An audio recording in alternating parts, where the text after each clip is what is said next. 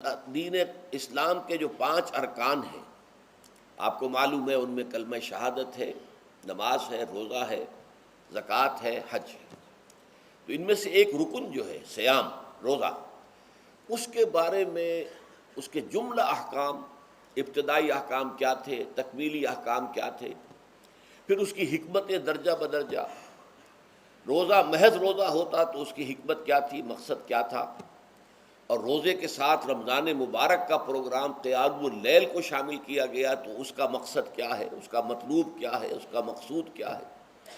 یہ ساری چیزیں جو ہے وہ ایک مقام پر آ گئی۔ نماز کے بارے میں آپ کو معلوم ہے کہ اس کا حکم تو بے شمار جگہ آیا ہے، لیکن احکام، وضو کے حکم کہیں اور ہے، نماز سفر کی اس کا حکم کہیں اور ہے، نماز خوف کا حکم کہیں اور ہے، تو مختلف معلوم ہوتا ہے کہ وہ اور اوقات جو ہے نماز کے وہ مختلف مقامات سے اخذ کیے گئے ہیں۔ کسی ایک جگہ پر تفصیل کے ساتھ 5 جو نماز کے اوقات ہیں وہ موجود نہیں ہیں۔ تو اس اعتبار سے وہ قرآن مجید کے اندر وہ معاملہ جو ہے منتشر ہے۔ اسی طرح زکوٰۃ کا معاملہ ہے کہ زکوٰۃ کا حکم تو بے شمار مرتبہ آیا ہے، اس کے احکام قرآن میں نہیں ہیں۔ اس کا نصاب کیا ہے، کس کے ذمے زکوٰۃ واجب ہے، اس کا پھر اس کی کیا ریشو ہے، کیا نسبت ہے، کیا مقدار ہے، کہیں نہیں ہے، یہ احادیث سے۔ حج کا معاملہ ہے تو وہ بھی کم سے کم 2 مقامات پر، بلکہ اس سے زائد مقامات پر آپ کو اس کا ذکر ملے گا۔ مکی صورتوں میں بھی ہے سورہ حج، اس میں 2 رکوع مسلسل ہیں۔ پھر مدنی صورتوں میں سے سورہ بقرہ، اس کے بعد جو ہے 23ویں رکوع کے بعد 24 اور 25واں رکوع پورا جو ہے وہ حج کے مناسک پر مشتمل ہے۔ اس سے کچھ پہلے جو ہے وہ سعی بین الصفا والمروہ جو ہے اس کا ذکر 20ویں رکوع کے آخر میں آ چکا ہے۔ حج کی فرضیت کا حکم جو ہے وہ سورہ آل عمران میں ہے۔ لیکن یہ کہ یہ صوم کی عبادت جو ہے، جو کہ خود ایک رکن ہے اسلام کا، اس کے معاملے میں یہ 6 آیات اتنی جامع ہیں کہ اگر ان کو انسان سمجھ لے تو کل معلومات جو ہے صوم کے بارے میں جو مطلوب ہیں وہ اس کو حاصل ہو جائیں گے، اس کے احکام بھی، اس کی حکمتیں بھی۔ تو اسی حوالے سے آج ان پر گفتگو ہوگی، لیکن درس کے انداز میں نہیں، بلکہ میری اپنی گفتگو کے دوران ان آیات کا حوالہ آئے گا تو میں چاہوں گا کہ آپ اس وقت بھی اپنی نگاہیں جو ہیں اس کے ٹیکسٹ کے اوپر مرکوز کریں، تاکہ آپ کے ذہن میں جو ہے یہ مضامین آیات کے الفاظ کے ساتھ ایسوسیشن قائم کر کے محفوظ ہو جائیں۔ اچھا، اس کے علاوہ پھر میں نے وہ خطبہ پڑھا ہے، بلکہ اس کے ابتدائی کلمات صرف پڑھے ہیں، جس کے بارے میں حضرت سلمان فارسی رضی اللہ تعالیٰ عنہ نے یہ بیان کیا کہ حضور نے ہمیں یہ خطبہ ارشاد فرمایا شعبان کے آخری دن۔ تو یہ گویا کہ اس مناسبت سے آج ہمارا اس خطبے کو پڑھنا جو ہے بہت ہی موزوں ہے، اس لیے کہ یہ خطبہ جو ہے آج، جیسا کہ میں نے عرض کیا، ہو سکتا ہے بلکہ غالب امکان اسی کا ہے کہ آج شعبان کا آخری دن ہے۔ تو گویا کہ ہم حضور کے نقش قدم کی پیروی کرتے ہوئے، آپ کی سنت پر عمل کرتے ہوئے ہم اس وقت اس خطبے کو پڑھیں گے۔ یہ خطبہ جو ہے اس کا مکمل ترجمہ جو تازہ ایشو ہے ندائے خلافت کا، اس میں سرورق پر درج کر دیا گیا نمایاں طور پر۔ پھر ہم نے ایک 4 ورقے کی حیثیت سے کتابچے کی شکل میں بھی اس کو شائع کیا ہے۔ بدقسمتی سے اس کا اہتمام نہیں ہو سکا کہ وہ یہاں سب کے لیے پیش کیا جاتا، لیکن یہ کہ کچھ نہ کچھ نسخے اس کے یہاں آئے ہیں، اس میں بھی یہ پورا خطبہ درج ہے۔ پھر ایک ناشر نے، جن کا تعلق ایسے تنظیم اسلامی کے ساتھ ہے، اس کو خوبصورت انداز میں شائع کیا ہے 4 ورقے کو، لیکن اس کی انہوں نے قیمت رکھی ہے کہ اس کے 10 نسخے 10 روپے میں آپ کو مل جائیں گے، تاکہ آپ زیادہ سے زیادہ لیں اور تاکہ لوگوں میں تقسیم کریں، تاکہ وہ ذہنی تیاری جو ہے، ذہنی اور قلبی اور روحانی، رمضان مبارک کی برکات سے صحیح طور پر مستفید ہونے کے لیے اس میں آپ کے دوست، اعزاء و قارب، رشتہ دار بھی شریک ہو سکیں۔ میں سب سے پہلے اب آغاز کر رہا ہوں اسی خطبے کے ان الفاظ سے کہ جو یہاں پر درج ہیں، آپ بھی اس کی متن پر نگاہ رکھیے۔ ان سلمان الفارسی رضی اللہ عنہ، حضرت سلمان فارسی رضی اللہ تعالی عنہ سے یہ روایت ہے۔ حضرت سلمان آپ کو معلوم ہے کہ ایران میں پیدا ہوئے، اور ان کے والد جو ہیں وہ آتش کدے کے بڑے ذمہ دار آدمی تھے، لیکن ان کو نفرت پیدا ہوئی کہ یہ آگ ہم خود جلاتے ہیں، ایندھن اس میں نہ ڈالیں تو بجھ جاتی ہے، ہم کیسے اس کے سامنے ہاتھ جوڑ کر کھڑے ہو جائیں اور اس سے دعائیں مانگیں۔ بہرحال اس بنا پر جو بھی چپقلش ہوئی، تو جیسے حضرت ابراہیم علیہ السلام کو ان کے والد نے گھر سے نکال دیا تھا، انہیں بھی گھر سے نکلنا پڑا۔ جیسے حضرت ابراہیم نے پھر ہجرت کی تھی اور وہ عراق سے جو ہے شام کی طرف منتقل ہوئے تھے، تو تو یہ ایران سے شام کی طرف منتقل ہوئے، وہاں جا کر انہوں نے عیسائیت کا مذہب اختیار کیا، راہبوں کے پاس رہے۔ آخری راہب جس کے پاس تھے زیر تربیت و تعلیم تھے، تو جب اس کے انتقال کا وقت آیا تو انہوں نے کہا کہ مجھے تو ابھی تشفی نہیں ہوئی پورے طور سے، آپ نے بہت کچھ سکھایا ہے، بہت کچھ سمجھایا ہے، اور میں نے آپ سے بہت کچھ فیض حاصل کیا ہے، لیکن ابھی تو مجھے تشفی نہیں ہوئی، اب آپ کا انتقال ہو رہا ہے، میں آپ کے بعد کس کے پاس جاؤں؟ تب اس نے کہا کہ میرا علم مجھے بتاتا ہے کہ نبی یہ آخر الزمان کا ظہور اب قریب ہے، اور وہ جنوب میں کھجوروں کی سرزمین میں ہوگا، تو تم جاؤ، ٹرائی یور لک، جاؤ دیکھو شاید قسمت تمہیں ان کے قدموں میں پہنچا دے۔ تو وہ وہاں سے روانہ ہوئے ایک قافلے کے ساتھ، قافلے پر ڈاکوؤں نے حملہ کیا، انہیں پکڑ کر غلام بنا لیا، غلام بنا کر بیچ دیا، لیکن یہ دیکھیے قسمت ان کی کہ مدینے کے ایک یہودی نے خرید لیا، اب مدینے پہنچ گئے۔ اب وہاں خبریں انہیں مل رہی ہیں کہ مکے میں کسی صاحب نے دعویٰ کیا ہے نبوت کا، لیکن ان کے پاؤں میں تو غلامی کی بیڑیاں، یہ مکے تو نہیں جا سکتے۔ تو میں کہا کرتا ہوں کہ یہ اس شخص کی قسمت ہے کہ جیسے ہم کہتے ہیں کہ پیاسا کنویں کے پاس جایا کرتا ہے، کنواں تو پیاسے کے پاس نہیں آتا، لیکن یہاں کیا ہوا، کنواں چل کر پیاسے کے پاس پہنچا ہے۔ محمد الرسول اللہ صلی اللہ علیہ وسلم ہجرت فرما کر مدینہ تشریف لے آئے۔ تب انہوں نے اپنے آقا سے ایک روز کچھ تھوڑی سی کھجوریں مانگی، لیں اور اجازت طلب کی اور جا کر حضور کی خدمت میں پیش کی، کیونکہ اس نے یہ بتایا تھا راہب نے کہ وہ ہدیہ تو قبول کر لیں گے، صدقات قبول نہیں کریں گے، صدقہ قبول نہیں کریں گے۔ تو اسی امتحان کے لیے جا کر حضور کی خدمت میں وہ کھجوریں پیش کی۔ حضور نے پوچھا کیا ہے؟ عرض کیا صدقہ، فرمایا نہیں میں صدقہ قبول نہیں کرتا، یہ غربا کا حق ہے، دے دو، تقسیم کر دو۔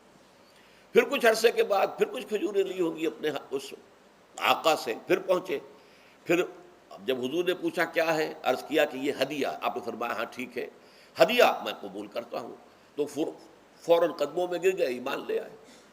اور ان کا معاملہ جو ہے یہ بھی جان لیجئے کہ یہ فقراء صحابہ میں سے تھے جو کوئی کام نہیں کرتے تھے، ہمہ وقت حضور کے ساتھ رہنا، اور اس اعتبار سے حضور نے ان کے بارے میں یہ بھی کہا ہے کہ سلمان و منا من اہل البیت، سلمان جو ہے وہ ہمارے اہل بیت میں شامل ہے رضی اللہ تعالی عنہ۔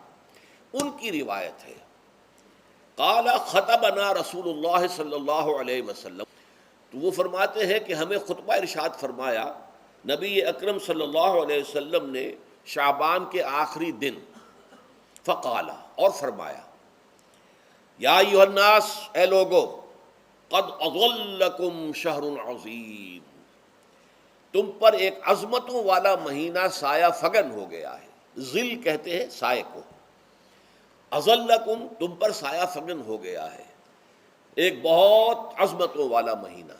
اب دیکھیے یہ وہی ہے بات جو انگریزی کے محاورے میں ہے کہ coming events cast their shadows before, آنے والے واقعات کا ایک سایہ سا پہلے سے پڑ جاتا ہے۔ تو ابھی مہینہ شروع نہیں ہوا رمضان مبارک کا، لیکن وہ آیا چاہتا ہے، تو گویا کہ اس کا ایک سایہ پہلے آ گیا ہے، جس کو حضور فرما رہے ہیں کہ تم پر سایہ کر لیا ہے ایک ایسے مہینے میں کہ جو بہت عظمتوں والا ہے۔ شہر مبارک، وہ مہینہ بہت برکتوں والا ہے۔ شہر فیہ لیلۃ خیر من الف شہر، یہ وہ مہینہ ہے کہ جس میں ایک رات وہ بھی ہے کہ جو 1000 مہینوں سے افضل ہے۔ اور یہ ظاہر بات ہے قرآن مجید کی صورت ہے مکمل، انا انزلناہ فی لیلۃ القدر وما ادراک ما لیلۃ القدر لیلۃ القدر خیر من الف شہر، اس کی طرف اشارہ ہے۔ اب اس کے بعد جو جملہ ہے جعل اللہ صیامہ فریضۃ، اللہ نے اس مہینے کا روزہ رکھنا فرض قرار دے دیا ہے۔ وقیام لیلہ، ایک تو قیام اللیل کے لفظ پر غور کیجیے، اور اس کی راتوں کے دوران کھڑے رہنے کو تطوعاً، آزاد مرضی پر چھوڑ دیا ہے۔ تو گویا کہ اس رمضان مبارک کے 2 پروگرام ہیں، ایک پروگرام دن سے متعلق ہے وہ ہے روزہ، اور ایک قیام رات سے متعلق ہے اور وہ ہے قیام اللیل۔ دن کا پروگرام فرض ہے، رات کا پروگرام فرض نہیں ہے، لیکن ایک طرح کی تشویق اور ترغیب، اس کے لیے جو ہے تحریص، یہ موجود ہے۔ ورنہ تو یہ ہے کہ ہر رات جو ہے اس میں تہجد آپ پڑھیں، رات کو کھڑے رہیں، وہ اللہ تعالیٰ کو بہت پسندیدہ ہے۔ تہجد حضور کے لیے تو فرض کے درجے میں رہی ہے، لیکن عام مسلمانوں پر فرض نہیں ہے۔ البتہ جو کوئی کر سکے ان کے لیے یقیناً بہت اعلیٰ مراتب ہے، بہت اونچے درجات ہیں۔ تو وہ تو کسی بھی شب میں پورے سال آپ کریں، لیکن اس کے لیے خاص طور پر چونکہ اہتمام کیا گیا، لہذا جعلہ کا جو فعل ہے اس کے مفعول میں جہاں یہ شامل ہے، نمبر ایک جعل اللہ صیامہ فریضۃ، روزہ رکھنا فرض قرار دے دیا، اور اس کی راتوں کو کھڑے رہنا یہ تمہاری مرضی پر چھوڑ دیا، اسے فرض نہیں کیا ہے۔ بس اس تمہید کے بعد اب میں شروع کروں گا استقبال رمضان کے ضمن میں روزے کی حکمتیں کیا ہیں، اس کے احکام کیا ہیں۔ نمبر ایک، شریعت محمدی میں روزے کی تدریجی فرضیت، یہ جو تمہیدی مضمون ہے اس ضمن میں وہ بہت اہم ہے۔ پہلی بات یہ جان لیجئے کہ اہل عرب جو ہیں، قریش بھی، اہل مکہ اور قریش کے تابع بقیہ تمام بنی اسماعیل بھی، اور ان کے تابع جو بھی عرب میں دوسرے قبیلوں کے لوگ تھے کہ جو عربی تھے اور مشرک تھے، وہ سب اس کے اندر مراد ہیں۔ تو فرمایا گیا کہ ان لوگوں میں روزے کی عبادت معروف نہیں تھی۔ یا تو یہ ہے کہ حضرت ابراہیم علیہ السلام کے زمانے میں روزے کی عبادت تھی ہی نہیں، کیونکہ یہ لوگ اپنے قول کے مطابق ملت ابراہیم پر تھے، لیکن یہ ہے کہ بہرحال روزے کی عبادت سے ناآشنا تھے۔ کیا وجہ ہے یہ ہم نہیں جانتے۔ آپ کو معلوم ہے نماز سے وہ واقف تھے، اگرچہ اس کا حلیہ انہوں نے بگاڑ دیا تھا، تالیاں بجاتے تھے، سیٹیاں بجاتے تھے یہ، لیکن نماز کہتے تھے اسے نماز۔ طواف سے وہ واقف تھے، اگرچہ اس کے ضمن میں اتنی گھناؤنی حرکت بھی کی تھی کہ مرد اور عورتیں وہ بالکل برہنہ ہو کر طواف کرتے تھے، تو اسے بہت فضیلت والی بات سمجھتے تھے، بہت خدا رسیدگی کی بات سمجھتے تھے کہ کامل برہنہ ہو کر طواف کیا جائے، لیکن بہرحال طواف تھا۔ اسی طرح قیام عرفہ، قیام منی یہ بھی موجود تھے۔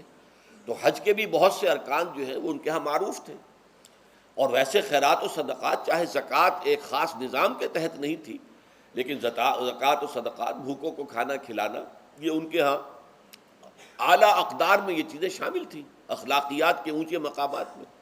کہ صوم کا ان کے ہاں قطعاً کوئی ذکر نہیں تھا، روزے کی عبادت جو ہے ان کے ہاں بالکل نہیں تھی۔ البتہ صوم کا لفظ موجود تھا، یہ لفظ وہ استعمال کرتے تھے اپنے گھوڑوں کے لیے، روزہ رکھواتے تھے گھوڑوں کو۔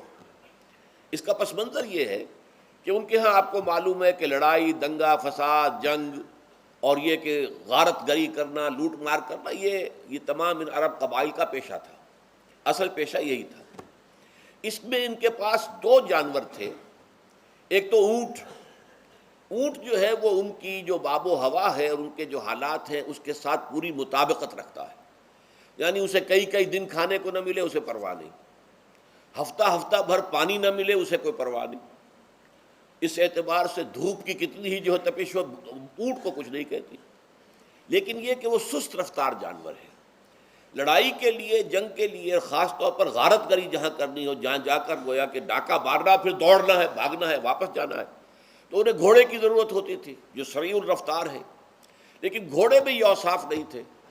وہ بھوک کو برداشت نہیں کر سکتا، مزمحل ہو جائے گا، وہ پیاس کو برداشت نہیں کر سکتا، مزمحل ہو جائے گا، وہ دھوپ کو برداشت نہیں کر سکتا، مزمحل ہو جائے گا، اور اگر یہ گھوڑا مزمحل ہو جائے تو سوار کا کیا حشر ہوگا، وہ آپ اس سے اندازہ کر لیجئے کہ اصل میں تو پھر ہلاکت سوار کی ہوگی۔ اس لیے وہ اسے تیار کرتے تھے جنگ کی صعوبتوں کو برداشت کرنے کے لیے۔ اس کا دانہ پانی بند کر دیا، اور اس کا منہ جو ہے وہ عرب بدو جو ہوتا تھا خود تو اپنا چہرہ اور سر لپیٹ لیتا تھا کپڑے کے اندر، جب وہ چلتی تھی ان کے ہاں باد سموم، تیز آگ جیسی ہوا جو ہے جس کے اندر ریت کے ذرات بھی ایسے ہوتے تھے گویا کہ کسی بھاڑ کی جو ہے اس کے اندر کی ریت جو ہے وہ چلی آ رہی ہے، تو گھوڑے کا رخ ادھر کر کے کھڑے کر دیتے تھے اس کو، خود اپنے منہ پر ڈاٹا واٹا باندھا ہوا اپنی حفاظت کے لیے، تاکہ اس کے اندر دھوپ کی سختی برداشت کرنے کی عادت پیدا ہو جائے، پیاس کی برداشت کرنے کی عادت پیدا ہو جائے، بھوک کو برداشت کرنے کی۔ اس کو کہتے تھے صوم۔ صوم کے لفظی معنی رک جانا۔ اب یہ کھانے پینے سے رکا ہوا ہے، اور یہ دھوپ کی سختیاں برداشت کرنے کے لیے دھوپ کے اندر، اور وہ جو آتی تھی وہاں پہ باد سموم، اس کے اندر بھی اس کا سامنا کرنے کے لیے تیار ہے۔ تو یہ پس منظر ہے روزے کا لغوی اعتبار سے، اور یہ کہ اہل عرب جو ہے پرانے وہ اس عبادت سے ناواقف تھے، لہٰذا ہمیں پورے مکی قرآن میں اس کا کہیں ذکر نہیں ملتا۔ البتہ مدینے میں جب حضور تشریف لائے اور صحابہ کرام ہجرت کے بعد، تو یہاں آپ نے دیکھا کہ یہودی جو ہے وہ روزہ رکھتے ہیں یوم عاشورہ کا، 10 محرم کا. تو حضور نے دریافت کیا کہ یہ تم 10 محرم کو روزہ کیوں رکھتے ہو؟ تو انہوں نے کہا کہ یہ دن ہماری نجات کا دن ہے. 10 محرم کو اللہ تعالیٰ نے فرعون کو غرق کیا تھا اور ہمیں نجات دی تھی اس کے ظلم و ستم سے، تو شکرانے کے طور پر ہم روزہ رکھتے ہیں. تو حضور نے فرمایا کہ موسیٰ کے تو پھر ہم تم سے زیادہ حقدار ہیں، ہم موسیٰ کو مانتے ہیں علیہ الصلاۃ والسلام، ان کی عزت کرتے ہیں، قدر کرتے ہیں، تو ہم بھی روزہ رکھیں گے. تو آپ نے صحابہ کو حکم دیا کہ عاشورہ کا روزہ رکھا کرو. پھر کچھ عرصے کے بعد اللہ تعالیٰ کی طرف سے حکم آ گیا، اور یہ حکم جو ہے اس رکوع کی پہلی آیت کے اندر ہے، یا ایھا الذین آمنوا کتب علیکم الصیام کما کتب علی الذین من قبلکم لعلکم تتقون. لیکن جیسا کہ میں بعد میں بتاؤں گا، یہ حکم صوم رمضان کا نہیں ہے، بلکہ یہ کہ اللہ کے حکم سے پہلے 3 دن کے روزے فرض کیے گئے. ہر مہینے کی 13ویں، 14ویں اور 15ویں تاریخ کو روزہ رکھو. اس میں بڑی حکمت تھی، چونکہ یہ عرب عادی نہیں تھے روزے کے، تو انہیں تدریجاً خوگر کرنا تھا. ظاہر بات ہے کہ 30 دن جو ہے وہ تو ایک بڑی مدت ہے، اور ظاہر بات ہے کہ مئی کا مہینہ بھی آ جائے گا، اس میں جون بھی آئے گا، جولائی بھی آئے گا، قیامت خیز مہینے آ جائیں گے، تو بڑی ہمت جواب دے جائے گی. تو پہلے روزہ ہر مہینے 3 روزے رکھنے کی ان کو مشق کرائی جائے تاکہ یہ عادی ہو. یہ 3 روزے اگر مئی میں بھی آ گئے، جون میں بھی آ گئے، تب بھی ٹھیک ہے، اس کو انسان 3 دن کی تو مشقت برداشت کر سکتا ہے. تو پہلے یہ کیا گیا، لیکن اس کے ضمن میں یہ حکم دے دیا گیا، اس کو کہتے ہیں وجوب علی التخییر. یہ اختیار دے دیا گیا کہ یہ 3 روزے تم پر واجب کیے جا رہے ہیں، لیکن یہ کہ اگر تم یہ روزے نہ رکھو تو تم فدیہ دے سکتے ہو، 1 مسکین کو کھانا کھلانا صبح و شام. یہ ہے وجوب علی التخییر. دوسری رعایت یہ دی گئی کہ اگر کوئی شخص ان 3 تاریخوں میں بیمار ہو یا سفر پر ہو تو وہ تعداد دوسرے دنوں میں پوری کر لے. یہ ہے گویا کہ سب سے پہلا حکم جو دیا گیا ہے. اور اس کے ضمن میں اب میں چاہتا ہوں کہ آیت نمبر 2 آپ اچھی طرح پڑھ لیں، اپنا سامنے رکھیے اور اس کے حوالے سے یہ بات سمجھ لیجیے. ایام معدودات، یہ دن ہیں چند گنتی کے. مجھے حیرت ہوتی ہے کہ جدید جو مفسرین ہیں جنہوں نے اردو میں ترجمے کیے ہیں، تفسیریں کی ہیں، ان سب کے نگاہوں سے یہ بات اوجھل رہی کہ یہ در حقیقت رمضان کے روزے کا ذکر نہیں ہے، بلکہ اس ابتدائی حکم سے متعلق ہے کہ جو ہر مہینے میں 3 دن کے روزے رکھنے کا حضور نے دیا تھا. لیکن یہ کہ میرا اپنا ذاتی واقعہ یہ ہے زندگی کا، اور یہ اہم واقعات میں سے ہے. میں جب میڈیکل کالج میں پڑھتا تھا، سمجھیے 19-20 سال کی میری عمر، اس وقت بھی مجھے یہ احساس ہوا تھا کہ یہ جو 2 آیات آئی ہیں یہاں ایک دوسرے کے تقابل میں، یہ بیک وقت نازل نہیں ہو سکتی، ان میں وقفہ ہوگا. اور یقیناً پہلا حکم کسی اور پس منظر میں ہے، دوسرا حکم جو بعد میں ہم دیکھیں گے وہ کسی اور پس منظر میں ہے. تو میری رائے یہ تھی، اور میں اس پر قائم بھی تھا، بیان بھی کرتا تھا، لیکن ڈرتا تھا، اس لیے کہ اس وقت تک جتنی تفسیریں میں نے دیکھی تھی، ترجمے دیکھے تھے، ان میں سے کسی نے یہ بات کہی نہیں تھی. تو ایک آدمی اپنی رائے کے اوپر اتنی بڑی بات کہہ دے تو میں ڈرتا رہتا تھا، لیکن کہتا تھا کہ میری رائے یہی ہے. پھر اتفاق سے جماعت اسلامی ہند کا ترجمان ہوتا تھا ماہنامہ زندگی، عروج احمد قادری صاحب اس کے مدیر تھے. وہ جو ایک پرچہ آیا اس میں انہوں نے تنقید کی تھی مولانا سید انور شاہ بخاری رحمۃ اللہ علیہ پر، کہ کشمیری رحمۃ اللہ علیہ سے ان کے اوپر یہ تنقید کی تھی کہ انہوں نے یہ عجیب بات کہہ دی ہے کہ یہ جو حکم ہے یہ رمضان کا نہیں ہے، بلکہ رمضان سے پہلے جو حضور نے حکم دیا تھا 3 دن کے روزے رکھنے اس سے متعلق ہے. اب مجھے اس کے اوپر پورا اطمینان ہو گیا کہ اگر سید محمد انور شاہ کاشمیری رحمۃ اللہ علیہ کی رائے یہ ہے تو متفق گردید رائے بو علی بارائے من، مجھے اب اس سے زیادہ اور کسی سند کی ضرورت نہیں. بعد میں نے جب تفسیر کبیر امام رازی رحمۃ اللہ علیہ کی اس کا بھی مطالعہ شروع کیا تو میں حیران ہوا کہ سلف میں تو یہ رائے کثرت سے موجود تھی. کیا سبب ہوا ہے کہ آج کے دور کے جو مترجمین اور مصنفین ہیں ان کی نگاہوں سے بالکل یہ بات اوجھل ہو گئی؟ اس معاملے کو میں حل آج تک نہیں کر سکا. لیکن اب میں پورے تیقن سے آپ سے کہہ رہا ہوں کہ یہ جو پہلی 2 آیتیں ہیں ان کا تعلق صوم رمضان سے نہیں ہے، بلکہ ان کا تعلق ہے وہ 3 دن کی. اس کی سب سے بڑی دلیل اس کے اندر موجود ہے ایام معدودات، گنتی کے چند دن. اب 30 یا 29 دن جو ہے وہ گنتی کے چند دن نہیں ہو سکتے، وہ اچھی بڑی تعداد ہے. پھر یہ ہے کہ یہ معدودات جو ہے اس کو کہا جاتا ہے جمع قلت، یہ زیادہ سے زیادہ 9 پر اس کا اطلاق ہوتا ہے، اس وزن پر جو جمع آتی ہے، اور اس میں جو ہے خود قرآن مجید میں حج کے سلسلے میں منا کے قیام کے ضمن میں الفاظ آئے ہیں، ایام معدودات، فمن تعجل فی یومین فلا اسم علیہ ومن تاخر فلا اسم علیہ۔ منا میں قیام ہے گنتی کے چند دن، تو جو 2 دن ہی میں جلدی کر کے وہاں سے واپس ہو جائے اس پہ بھی کوئی اس گناہ نہیں ہے، اور جو مؤخر کر کے 3 دن پورے کرے اس پر بھی کوئی گناہ نہیں۔ تو وہاں پر بھی نظیر موجود ہے کہ 2 یا 3 دن پر اس کا اطلاق ہو رہا ہے۔ تو یہاں پر ایام معدودات سے لازماً یہ مراد ہے کہ یہ 3 دن جو ہے ہر مہینے میں 13ویں، 14ویں، 15ویں، در حقیقت اس روزے سے متعلق یہ آیت آ رہی ہے۔ اور یہ بھی نوٹ کر لیجئے کہ رمضان کے روزے کی فرضیت کے بعد بھی حضور کا معمول اور آپ کے صحابہ کا، اور جو بھی ہمارے ہاں اتباع کرتے ہیں حضور صلی اللہ علیہ وسلم کا نوافل میں بھی ان کا یہ معمول ہے۔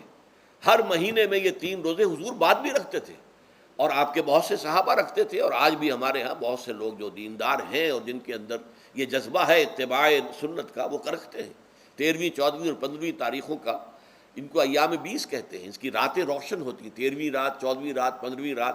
چاند جو ہے اس کے اندر آپ کو معلوم ہوتا ہے 14ویں کو تو مکمل ہوتا ہی ہے، 13ویں اور 15ویں کا بھی تقریباً مکمل ہے۔ تو ایام 20 کے روزے جو ہیں بعد میں بھی برقرار رہے ہیں، لیکن نفلاً، فرض اس کے بعد جو ہے وہ رمضان کے روزے ہو گئے۔ تو ایام معدودات یہ دن ہیں گنتی کے۔ فمن کان منکم مریض او علی سفر فعدۃ من ایام اخر، تو جو کوئی بھی تم میں سے ہو بیمار یا سفر پر تو وہ تعداد پوری کر لے دوسرے دنوں میں۔ گویا کہ اب اگلی کے اب ایک تو یہ رعایت ہو گئی، دوسری رعایت وعلی الذین یطیقونہ فدیۃ طعام مسکین، اور ان لوگوں کے ذمے کے جو اس کی طاقت رکھتے ہوں، یعنی مریض بھی نہیں ہے، صحت مند ہے، روزہ رکھ سکتے ہیں، سفر بھی نہیں ہے، سفر پر نہیں ہے، مقیم ہے، روزہ رکھ سکتے ہیں، پھر بھی نہ رکھیں تو ان کے لیے بھی ایک اختیار، اسی لیے میں نے لفظ استعمال کیا تھا وجوب علی التخییر، واجب تو ہے لیکن اس میں ایک اختیار دے دیا گیا ہے۔ وہ اختیار کیا ہے؟ فدیۃ طعام مسکین، تو پھر یہ ہے کہ ایک مسکین کو کھانا کھلا دینا۔ فدیہ کہتے ہیں کسی چیز کا بدل ہو جائے، جیسے کہ جنگی مجرم ہے اس کا فدیہ ہے، گویا کہ اس کو دے کر وہ پھر آزاد ہو جائے گا، فدیہ اس کو کہتے ہیں۔ ففدیۃ طعام مسکین، لیکن یہ ہے کہ فمن تطوع خیرا فہو خیر اللہ، اور جو نیکی سے خیر کرنا چاہے مزید تو وہ اس کے لیے بہتر ہے، ایک کے بجائے 2 کو کھلائے، 3 کو کھلائے، 4 کو کھلائے، 10 کو کھلائے، تو یہ تو ترغیب ہے، لیکن کم سے کم ایک مسکین کو کھانا کھلانا 2 وقت کا۔ وَأَن تَصُومُوا خَيْرٌ لَكُمْ، اب دیکھیے یہ لفظ بول رہے ہیں، اگر تم روزہ رکھو تو یہ تمہارے حق میں بہتر ہے، یعنی اگرچہ اختیار تمہیں دے دیا ہے، اختیار یہ ہے کہ روزہ رکھو، اگر نہ رکھو تو فدیہ دے دو ایک مسکین کا کھانا، لیکن اگر تم روزہ رکھو، ان کنتم تعلمون، اگر حقیقت میں تم علم رکھتے ہو کہ روزے کے اندر کیا کیا برکات ہیں، تو تمہیں روزہ لازماً رکھنا چاہیے۔ تشویق اور ترغیب موجود ہے، لیکن یہ کہ اس کی فرضیت یا وجوب نہیں ہے۔ یہ تھا ابتدائی حکم روزے کے ضمن میں۔ اب اس کے بعد اگلی آیت جو ہے اس کے بھی پہلے حصے کو مت پڑھیے، شہر رمضان الذی انزل فیہ القرآن، اس کے بارے میں تو بعد میں گفتگو ہوگی، بینات من الہدی والفرقان، لیکن اگلا جملہ فمن شہد منکم الشہر فلیصم، اب یہ رمضان کے روزے کی فرضیت کا حکم آیا ہے۔ رمضان کا مہینہ وہ ہے جس میں قرآن نازل کیا گیا، اس کے بارے میں جیسا کہ میں نے عرض کیا پھر بعد میں عرض کروں گا، لیکن جو شخص بھی تم میں سے موجود ہو اس مہینے میں، اپنے گھر میں موجود ہے، اپنے شہر میں موجود ہے، سفر پر نہیں ہے، یا یہ ہے کہ جو شخص بھی اس مہینے کو پائے، اس کی زندگی میں یہ مہینہ آ جائے، یہ برکتوں کا ایک موقع اسے مزید حاصل ہو جائے، فلیصم، یہ امر کا صیغہ ہے، یہ وجوب ہے مطلقاً۔ اب اس میں جو 2 رعایتیں پہلے دی گئی تھی ان میں سے ایک کو برقرار رکھا، وَمَنْ كَانَ مَرِيضًا أَوْ عَلَى سَفَرٍ فَعِدَّةٌ مِّنْ أَيَّامٍ أُخَرَ، یہی وہ الفاظ ہیں جن کی بنا پر میرا گمان اس وقت بھی یہ تھا کہ یہ 2 بیک وقت نازل نہیں ہو سکتی آیات، یہ جو تکرار ہے بے معنی تکرار ہو جائے گی پھر اگر ایک ہی وقت میں نازل ہو رہی ہو، اور قرآن مجید کی فصاحت اور بلاغت سے یہ چیز بعید ہے کہ وہاں پر اس طرح کی تکرار بلا سبب ہو رہی ہو۔ قرآن میں اور بہت سی آیات ہیں جن میں کہ آپ کو معلوم ہے کہ پورا رکوع ہے سورہ مزمل کا، جس میں قیام اللیل کا حکم ہے، پھر اسی کے آخر میں وہ آیت شامل کر دی گئی ہے جو کم سے کم 1 سال بعد نازل ہوئی ہے، جس میں کہ رات کے قیام کا وجوب ختم کر دیا گیا، اور صرف یہ کہ جتنا بھی تم سے ممکن ہو سکا کرو، ضروری نہیں ہے کہ تہائی شب ہو، آدھی ہو، 2/3 ہو، جتنا بھی ممکن ہو قرآن پڑھا کرو رات کو، گویا کہ وہ فرضیت جو تھی قیام اللیل کی وہ ختم ہو گئی۔ تو اس حوالے سے وہ جو ناسخ ہے، منسوخ کرنے والی آیت بھی اس کے ساتھ ہی رکھ دی گئی ہے، تاکہ وہ جو اصل حکم تھا وہ بھی برقرار سامنے رہے، اور جس نے آ کر اسے منسوخ کیا وہ بھی برقرار رہے اور سامنے رہے۔ اسی طرح یہاں پر بھی یہ حکم آیا، کتنے عرصے کے بعد آیا یہ مجھے معلوم نہیں، لیکن یہ کچھ عرصے کے بعد آیا ہے کہ رمضان کا مہینہ وہ ہے کہ جس میں قرآن نازل کیا گیا ہے۔ اب جو شخص بھی اس مہینے کو پائے اس پر لازم ہے کہ اس کے روزے رکھے۔ ہاں، من کان مریضاً او علی سفر، جو شخص ہو مریض، بیمار ہو یا سفر پر ہو، فعدۃ من ایام اخر، تو وہ تعداد پوری کر لے دوسرے دنوں میں۔ یرید اللہ بکم الیسر ولا یرید بکم العسر، اللہ تمہارے ساتھ آسانی چاہتا ہے، سختی نہیں چاہتا۔ یہ اصل میں کیوں کہا ہے، اس کی وجہ سمجھ لیجئے۔ آج بھی آپ کو اپنے ہاں ایسے لوگ مل جائیں گے جن کا تقویٰ کا تصور اتنا غلط ہو گیا ہے کہ 104 درجے کا بخار ہے، روزہ چھوڑنے کو تیار نہیں۔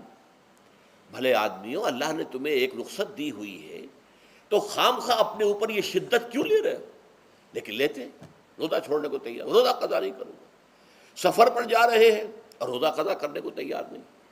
ایک موقع پر ایک غزوے کے دوران ایسا ہوا کہ کچھ لوگوں نے روزہ رکھا ہوا تھا، لیکن وہ اتنے یوں سمجھیے مزمحل ہو گئے کہ جب پڑاؤ پر پہنچے تو جن کا روزہ نہیں تھا انہوں نے تو بڑی چاق و چوبند طریقے سے خیمے نصب کیے، سارا بندوبست کیا، اور یہ جا کر بے سدھ ہو کر بے ہوش ہو کر گر پڑے۔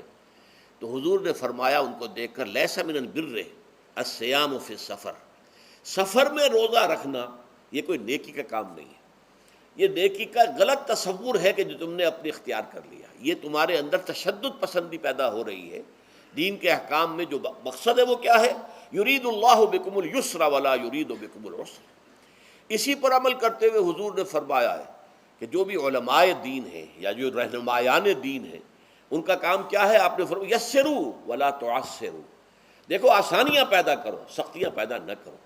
دین میں سختیاں پیدا کرنا بھی وہ اسر اور اغلال بن جاتا ہے کہ جس کو رفع کرنے کے لیے، اور جس سے لوگوں کو، یہودیوں کو اور تمام اہل کتاب کو نجات دینے کے لیے اللہ تعالیٰ نے اپنے رسول محمد صلی اللہ علیہ وسلم کو بھیجا۔ وَيَضَعُ عَنْهُمْ إِصْرَهُمْ وَالْأَغْلَالَ الَّتِي كَانَتْ عَلَيْهِمْ، کہ جہاں وہ نیکی کا حکم دیتے ہیں، بدی سے روکتے ہیں، پاکیزہ چیزوں کو حلال ٹھہراتے ہیں اور خبیث چیزوں کو، ناپاک چیزوں کو حرام قرار دیتے ہیں، وہیں وہ لوگوں کے اوپر سے وہ بوجھ بھی ختم کرتے ہیں کہ جو انہوں نے خام خواہ اپنے اوپر لاد لیے۔ تو ان میں سے یہ بھی ہے کہ یہ نیکی کا کام نہیں ہے کہ آپ سفر میں ہیں اور روزہ رکھ رہے ہیں۔ یرید اللہ بکم الیسر ولا یرید بکم العسر وَلِتُكْمِلُوا الْعِدَّةَ، لیکن یہ بات واضح رہے کہ اب تمہارے لیے تعداد کو پورا کرنا لازم ہے۔ یہ نہیں ہے کہ آپ اس کی جگہ پر فدیہ دے دیں تو بات پوری ہو جائے گی، نہیں۔ روزے کی تعداد، آپ کے رمضان میں 2 روزے 3 روزے چھوٹ گئے بیماری کی وجہ سے، ٹھیک ہے، لیکن دوسرے دنوں میں اس کی قضا دینی لازم ہے۔ وہ روزے رکھنے جو ہے آپ پر لازم ہے، ان کا کوئی بدل جو ہے وہ فدیہ نہیں ہو سکتا۔ البتہ یہ نوٹ کر لیجئے، یہ حکمت نبوی ہے کہ یہاں اگرچہ وہ فدیے کا حکم جو ہے گویا کہ بظاہر قرآن مجید کے الفاظ سے محسوس ہوتا ہے کہ مطلقاً منسوخ ہو گیا، لیکن حضور نے اس کو خاص حالتوں میں باقی رکھا ہے۔ کوئی شخص اتنا بوڑھا ہو چکا ہے یا خاتون اتنی بوڑھی ہو چکی ہے کہ دن بھر کا فاقہ جو ہے اس میں اندیشہ ہے کہ کہیں ہلاک نہ ہو جائے۔ کوئی مریض ہے، مرد ہے یا عورت ہے، وہ ڈائبٹیز کی مریضہ ہے، اس کو وہ شوگر کا مرض ہے اور وہ اس کو برداشت نہیں کر سکتی، شوگر لیول بہت نیچے ہو جائے تو موت واقع ہو سکتی۔ کوئی ایسا مریض ہے جس کو مرض سے شفا پانے کی اب کوئی امید ہے ہی نہیں کہ میں مرض سے شفا پا جاؤں گا یا پا جاؤں گی تو اس کے بعد میں روزہ مکمل کر دوں گی، نہیں۔ ایسے لوگوں کے لیے حضور نے اس رعایت کو برقرار رکھا ہے کہ ایسے لوگ اگر ایک مسکین کو کھانا کھلا دیں تو یہ فدیہ بن جائے گا۔ لیکن جو بھی شخص صحت مند ہو اور صحت کی توقع رکھتا ہو، اور جو شخص بھی طاقت رکھتا ہو روزے کا قضا کر دینے کا، اس کے لیے لازم ہے کہ روزوں کی قضا کرے۔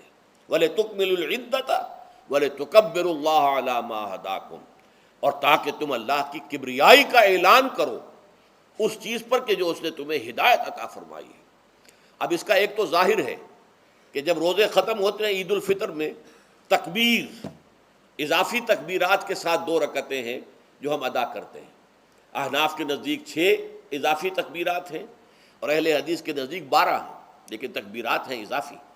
اور یہ کہ جاتے ہوئے اور آتے ہوئے عید کے لیے آپ جا رہے ہیں تو تکبیرات پڑھتے ہوئے جائیے، واپس آ رہے ہیں تکبیر پڑھتے ہوئے آئیے، اور یہ بھی کہ جاتے ہوئے راستہ کوئی اور، آتے ہوئے راستہ کوئی اور اختیار کیجئے، تاکہ پورا شہر، پوری بستی جو ہے تکبیر کی آواز سے گونج جائے۔ یہ ظاہر ہے، باطن اس کا کیا ہوگا؟ اللہ کی کبریائی کا اعلان کرو، اللہ کی کبریائی کو نافذ کرنے کی کوشش کرو۔ جب اللہ نے تمہیں ہدایت دے دی ہے، تمہیں اپنے دین حق سے نواز دیا ہے، اب تمہارا فرض ہے کہ اس کو قائم کرو، اس کے لیے جد و جہد کرو، اس کے لیے تن من دھن لگاؤ، اس کے لیے جان اور مال سے جہاد کرو۔ وَلِتُكَبِّرُوا اللَّهَ عَلَى مَا هَدَاكُمْ وَلَعَلَّكُمْ تَشْكُرُونَ، اور تاکہ تم واقعتاً شکر کرو۔ اس پر بھی گفتگو بعد میں ہوگی۔ یہ حکمت صوم کے حوالے سے ہے یہ لفظ۔ اس کے بعد جو ہے ایک آیت چھوڑ کر پھر اگلی 5ویں آیت پڑھیے۔ یہ ہے تکمیلی احکام۔ ابتدائی احکام آ گئے، نمبر 2 میں صوم رمضان کا حکم آ گیا۔ نمبر 3 پر ہوا کیا تھا کہ جب روزوں کا حکم دیا گیا تو چونکہ مثال آپ نے رکھی تھی یہود کی کہ یہود جو ہے عاشورہ کا روزہ رکھتے ہیں تو ہم بھی کیوں نہ رکھیں، مسلمانوں تم بھی رکھو۔ اس سے گمان یہ کیا گیا کہ جو احکام یہود کی شریعت میں ہیں روزے کے، شاید وہی ہماری شریعت میں بھی ہے، اور ان کی شریعت میں یہ تھا کہ رات کو سو گئے تو روزہ شروع ہو گیا، اور وہ روزہ اب نہ کوئی سحری ہے نہ رات میں کے دوران کوئی میاں اور بیوی جو ہے وہ ہم بستری کر سکتے ہیں، بلکہ یہ کہ وہ روزہ صبح سے لے کر پھر جب رات کے بعد صبح آئے گی، صبح سے پھر دوپہر اور شام اور غروب آفتاب پر جا کر روزہ ختم ہوگا۔ گویا کہ کم و بیش 20 گھنٹے کا روزہ یا 21 گھنٹے کا روزہ، کیونکہ اگر غروب آفتاب کے 3 گھنٹے بعد آدمی سو گیا تو وہاں سے جو روزہ شروع ہوا ہے تو غروب آفتاب پر اگلے روز جو ہے وہ ختم ہوگا، تو ہو جائے گا 20-21 گھنٹے کا روزہ۔ یہ روزے کا حکم لوگوں نے سمجھا، اس کی صراحت کوئی نہیں تھی، لیکن لوگ جو ہے چونکہ صراحت منفی بھی نہیں تھی، مثبت بھی نہیں تھی، لہذا وہ رات کے وقت میں جب جو دن ہوتے تھے روزوں کے، ان کی راتوں میں وہ اپنی جو بھی ایک طبعی ضرورت ہے، جو ہم بستری ہے میاں اور بیوی کی، شوہر اور بیوی کی، وہ کر گزرتے تھے۔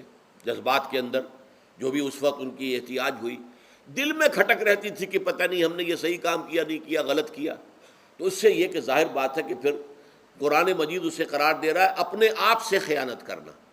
جب انسان اپنے ضمیر کے خلاف کوئی بات کر رہا ہو تو چاہے وہ بات صحیح ہے لیکن وہ اسے گناہ سمجھ کے کر رہا ہے تو اس نے تو گناہ کیا، وہ اپنے آپ سے تو خیانت کر رہا ہے۔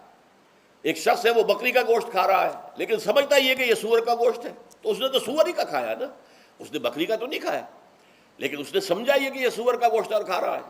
تو اس حوالے سے ایک دغدغہ سا دل میں رہتا تھا، پریشانی۔ تو اب جو یہ 5ویں آیت ہے، طویل ترین آیت ہے اس سلسلے کی، اس میں روزے کے تکمیلی احکام آ گئے جو ابدی ہیں، آج تک قائم ہیں اور قیامت تک قائم رہیں گے۔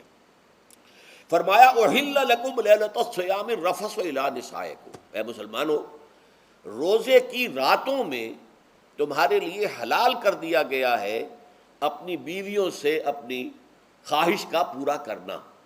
رفث الی نسائکم ہن لباس لکم وانتم لباس لہن، وہ تمہارے لیے بمنزلہ لباس ہیں۔ جیسے لباس کے اور انسان کے بدن کے درمیان کوئی حجاب نہیں ہوتا، ایسے ہی شوہر اور بیوی کے درمیان بھی کوئی حجاب نہیں رہتا۔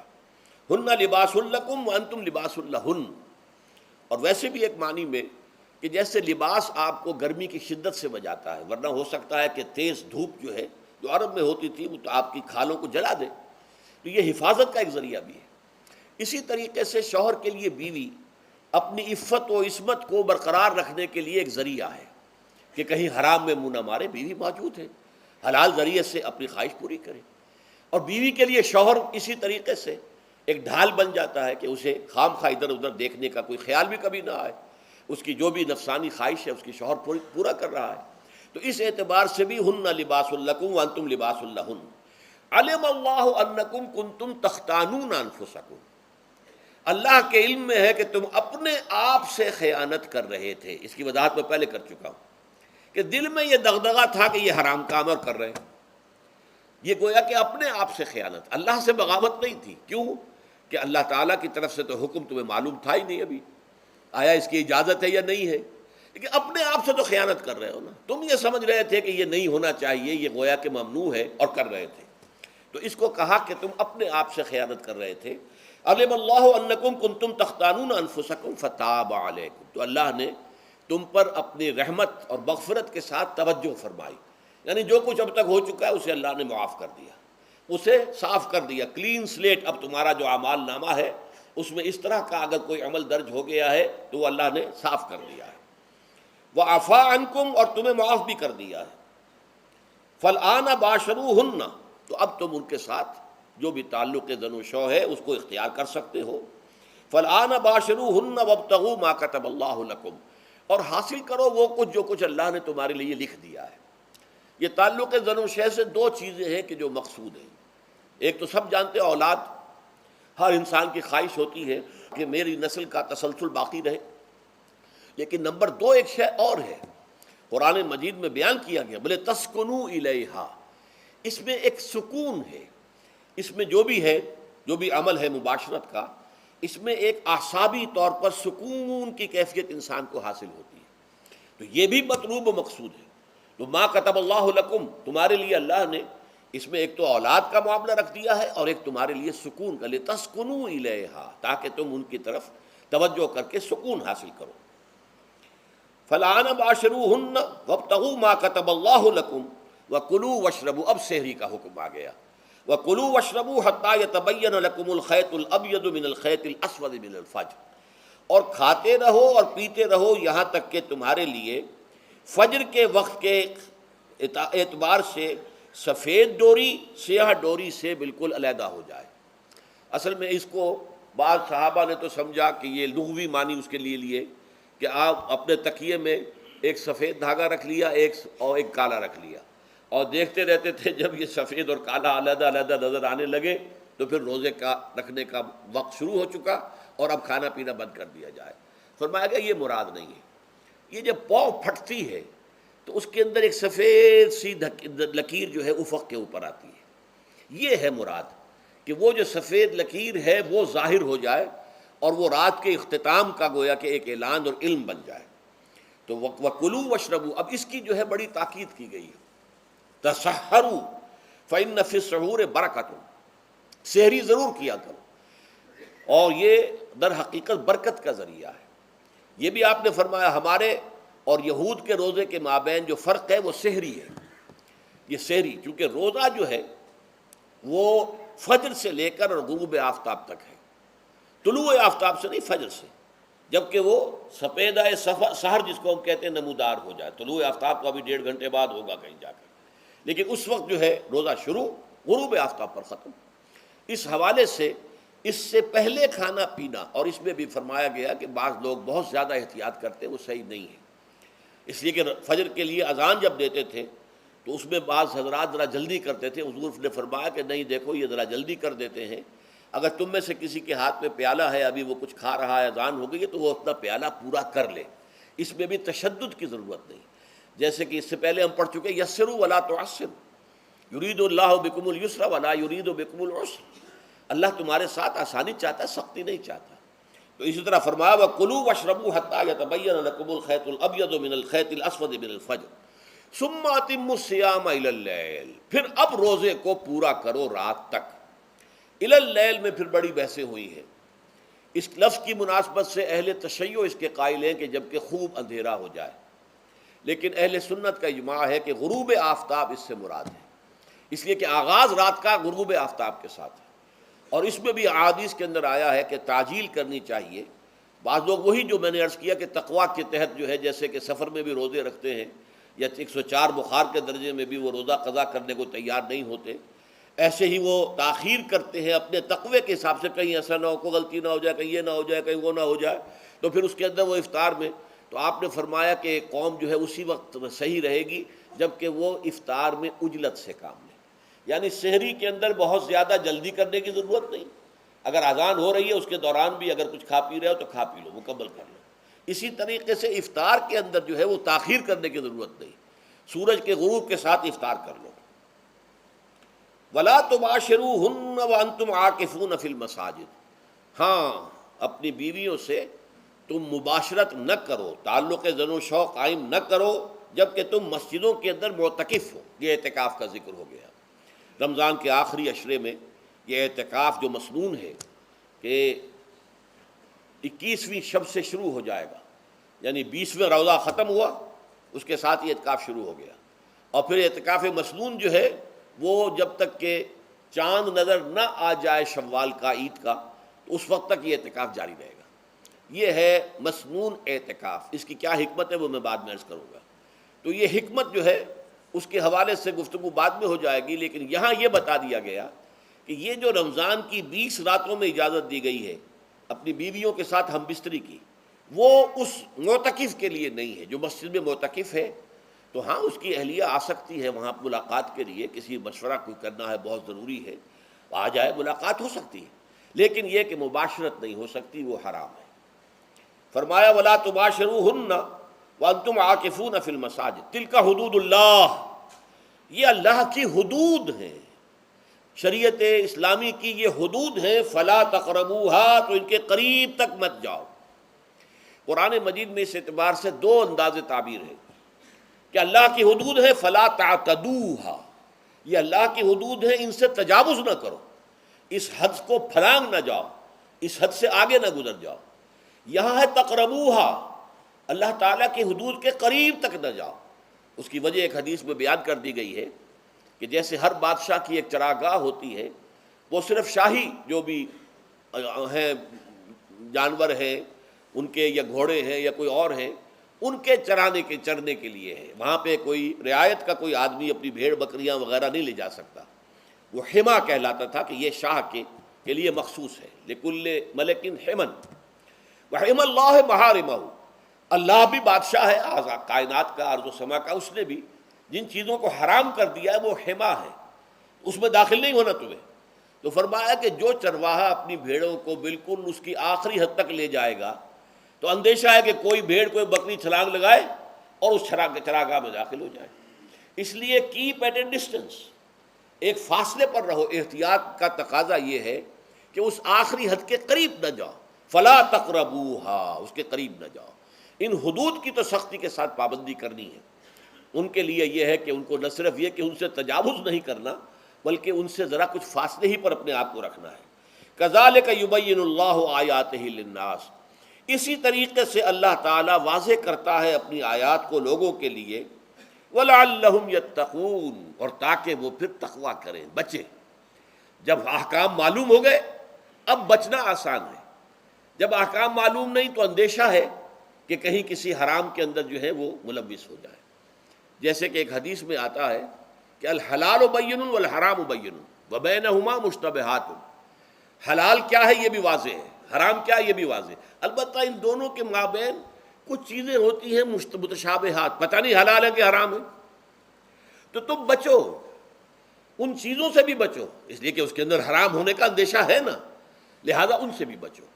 جو صریحاً حلال ہے اسی پر اکتفا کرو، جن کے بارے میں تعین نہیں ہو پا رہا ہے کہ وہ حلال ہیں، البتہ یہ بھی ثابت نہیں ہو رہا ہے کہ وہ حرام ہیں، تو ان سے یہ تقویٰ کا تقاضا ہے۔ اگرچہ قانونی اعتبار سے یہ کہا جائے گا کہ وہ مباح ہے، جس شے کی حرمت کا ثبوت ہمیں کتاب اللہ اور سنت رسول سے نہ ملے وہ مباح ہے، لیکن یہ ہے کہ تقویٰ کا تقاضا یہ ہے، قانون کا تقاضا یہ کہ مباح کو آپ اختیار کریں گے تو آپ پر گرفت نہیں ہوگی، اس لیے کہ اس کی حرمت ثابت نہیں ہے، لیکن تقویٰ کا تقاضا یہ ہے کہ آپ صرف اس شے پر اکتفا کریں کہ جس کے حلال ہونے کے لیے ثبوت اور دلیل موجود ہے۔ تو یہ ہے کہ تلک حدود اللہ فلا تقربوها کذالک یبین اللہ لکم للناس آیاتہ للناس لعلہم یتقون۔ یہ احکام ہے تکمیلی روزے کے، جس کے ضمن میں نے کچھ احادیث نبویہ کے حوالے سے بھی ان کی مزید وضاحت کر دی۔ اب آئیے تیسری بات،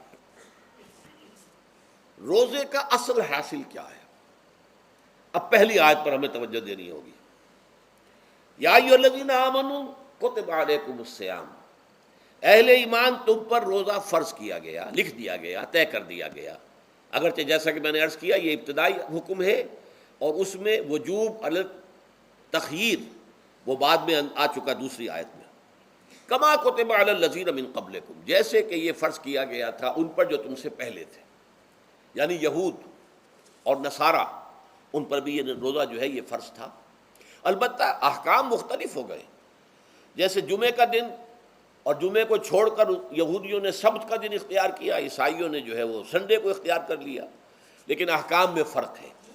وہاں پورے سبت کے دن، ہفتے کے دن کاروبار دنیاوی مطلقاً حرام، لیکن ہمارے ہاں شریعت کے اندر آسانی پیدا کی گئی کہ صرف جمعے کی اذان سے لے کر نماز ادا ہو جانے تک وہ حرام ہے، لیکن باقی یہ ہے کہ اس سے پہلے بھی اگر کرو اور بعد میں جب فَإِذَا قُضِيَتِ الصَّلَاةُ فَانتَشِرُوا فِي الْأَرْضِ وَابْتَغُوا مِن فَضْلِ اللَّهِ، جب نماز ادا ہو چکے تو جاؤ، منتشر ہو سکتے ہو زمین میں اور اللہ تعالیٰ کے فضل کو تلاش کر سکتے ہو۔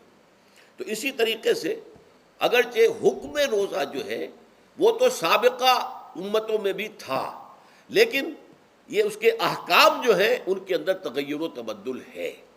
کتب علیکم الصیام کما کتب علی الذین من قبلکم لعلکم تتقون، تاکہ تمہارے اندر تقوی پیدا ہو جائے۔ اب یہ ہے حکمت صوم کی پہلی آیت۔ تقوی کسے کہتے ہیں؟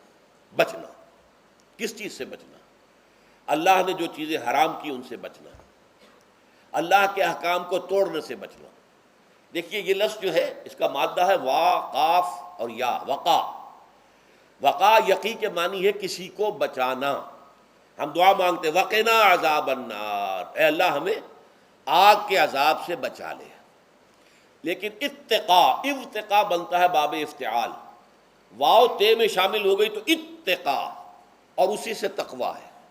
تقوی کے معنی کیا ہے؟ بچنا، خود بچنا۔ وقا یقی دوسرے کو بچانا۔ بچنا اللہ کے احکام کو توڑنے سے، اللہ کی حرام کردہ چیزوں میں ملوث ہونے سے، اللہ کے غضب سے، غصے سے، اللہ کی ناراضگی سے، اور آخرت میں اللہ کے عذاب سے۔ یہ بچنے کی روش ہے، پوری زندگی میں بھی اس کو جاری رکھو۔ یہ تقویٰ زندگی میں کیا ہوگا؟ اللہ کے احکام کو توڑنے سے بچنا، اللہ کی حرام کردہ چیزوں میں ملوث ہو جانا، ان کا استعمال کرنا، کھانے پینے سے متعلق ہوں یا وہ شہوت سے متعلق ہو یا کسی اور چیز سے متعلق ہو، اس سے بچنا۔ اور یہ بچنا جو ہے آخرت میں نتیجہ خیز ہوگا، جہنم سے بچاؤ ہو جائے گا، آگ کے عذاب سے نجات مل جائے گی۔ اچھا روزے کا اس سے تعلق کیا ہے یہ سمجھ لیجئے۔ دیکھیے ہمارے گناہوں کا سب سے بڑا سبب ہمارے نفسانی تقاضے ہیں۔ ہم ایک حیوان بھی ہیں اور حیوان سے برتر بھی کچھ ہے، وہ میں بعد میں عرض کروں گا، لیکن حیوان تو ہے۔ جیسے ہر حیوان کو کچھ خوراک کی ضرورت ہے، ہمیں بھی ضرورت ہے۔ ہر حیوان کو بقائے نسل کا معاملہ جنسی ہے، وہ ہمارا بھی ہے۔ ہر حیوان کو کوئی نہ کوئی سر چھپانے کی جگہ چاہیے، کوئی گھونسلہ ہو، کوئی کھو ہو، کوئی بل ہو، کچھ بھی ہو، کچھ تو چاہیے آخر۔ اسی طریقے سے ہمارے سارے تقاضے ہیں۔ حیوانات کو بھی آرام چاہیے، ہمیں بھی آرام چاہیے۔ یہ حیوانی تقاضے جو ہیں جن کو ہم کہیں گے اینیمل انسٹنکٹس، ہمارے وجود کے اندر ہیں یہ، اور ان کا تقاضا ہمارے اندر سے ابھرتا ہے۔ اسی کو اڈ اینڈ لیبیڈو کہا ہے فرائڈ نے۔ جدید نفسیات کا بابا آدم جو ہے وہ فرائڈ ہے، اس نے اسے اڈ اور لب سے تعبیر کیا ہے، اس سے اوپر سیلف کو لایا ہے، اور اس کے بعد جو ہے وہ سپر ایگو ہے۔ تو یہ تین درجے اس نے متعین کیے ہیں، اور میں اس کی دقت نظر، ایکیوٹی آف آبزرویشن کا بہت قائل ہوں۔ اگرچہ نظریات کا جو نتیجہ اس نے نکالا ہے وہ غلط ہے، لیکن ایکویٹی آف آبزرویشن کا قائل ہوں کہ اس نے انسانی شخصیت کے 3 لیولز کو آئیڈینٹیفائی کیا ہے۔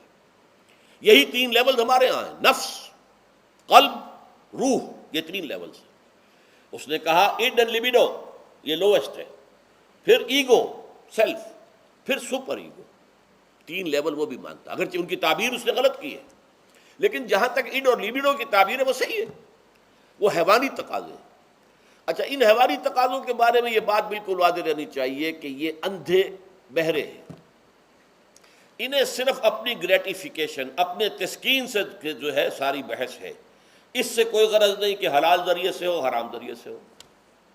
پیٹ کھانے کو مانگتا ہے بھوک کے اندر، اب آدمی جو ہے حرام کے اندر بھی بیمار بیٹھتا ہے، یہاں تک کہ خود شریعت اجازت دیتی ہے کہ اگر جان پر بن جائے، آدمی جو ہے وہ فاقے سے مر رہا ہو تو وہ کوئی حرام چیز کھا کر بھی اپنی جان بچا سکتا ہے، لیکن عام حالات میں نہیں۔ لیکن ہو سکتا ہے ہمارا چٹخارا جو ہے وہ حرام کی طرف ہمیں لے جائے۔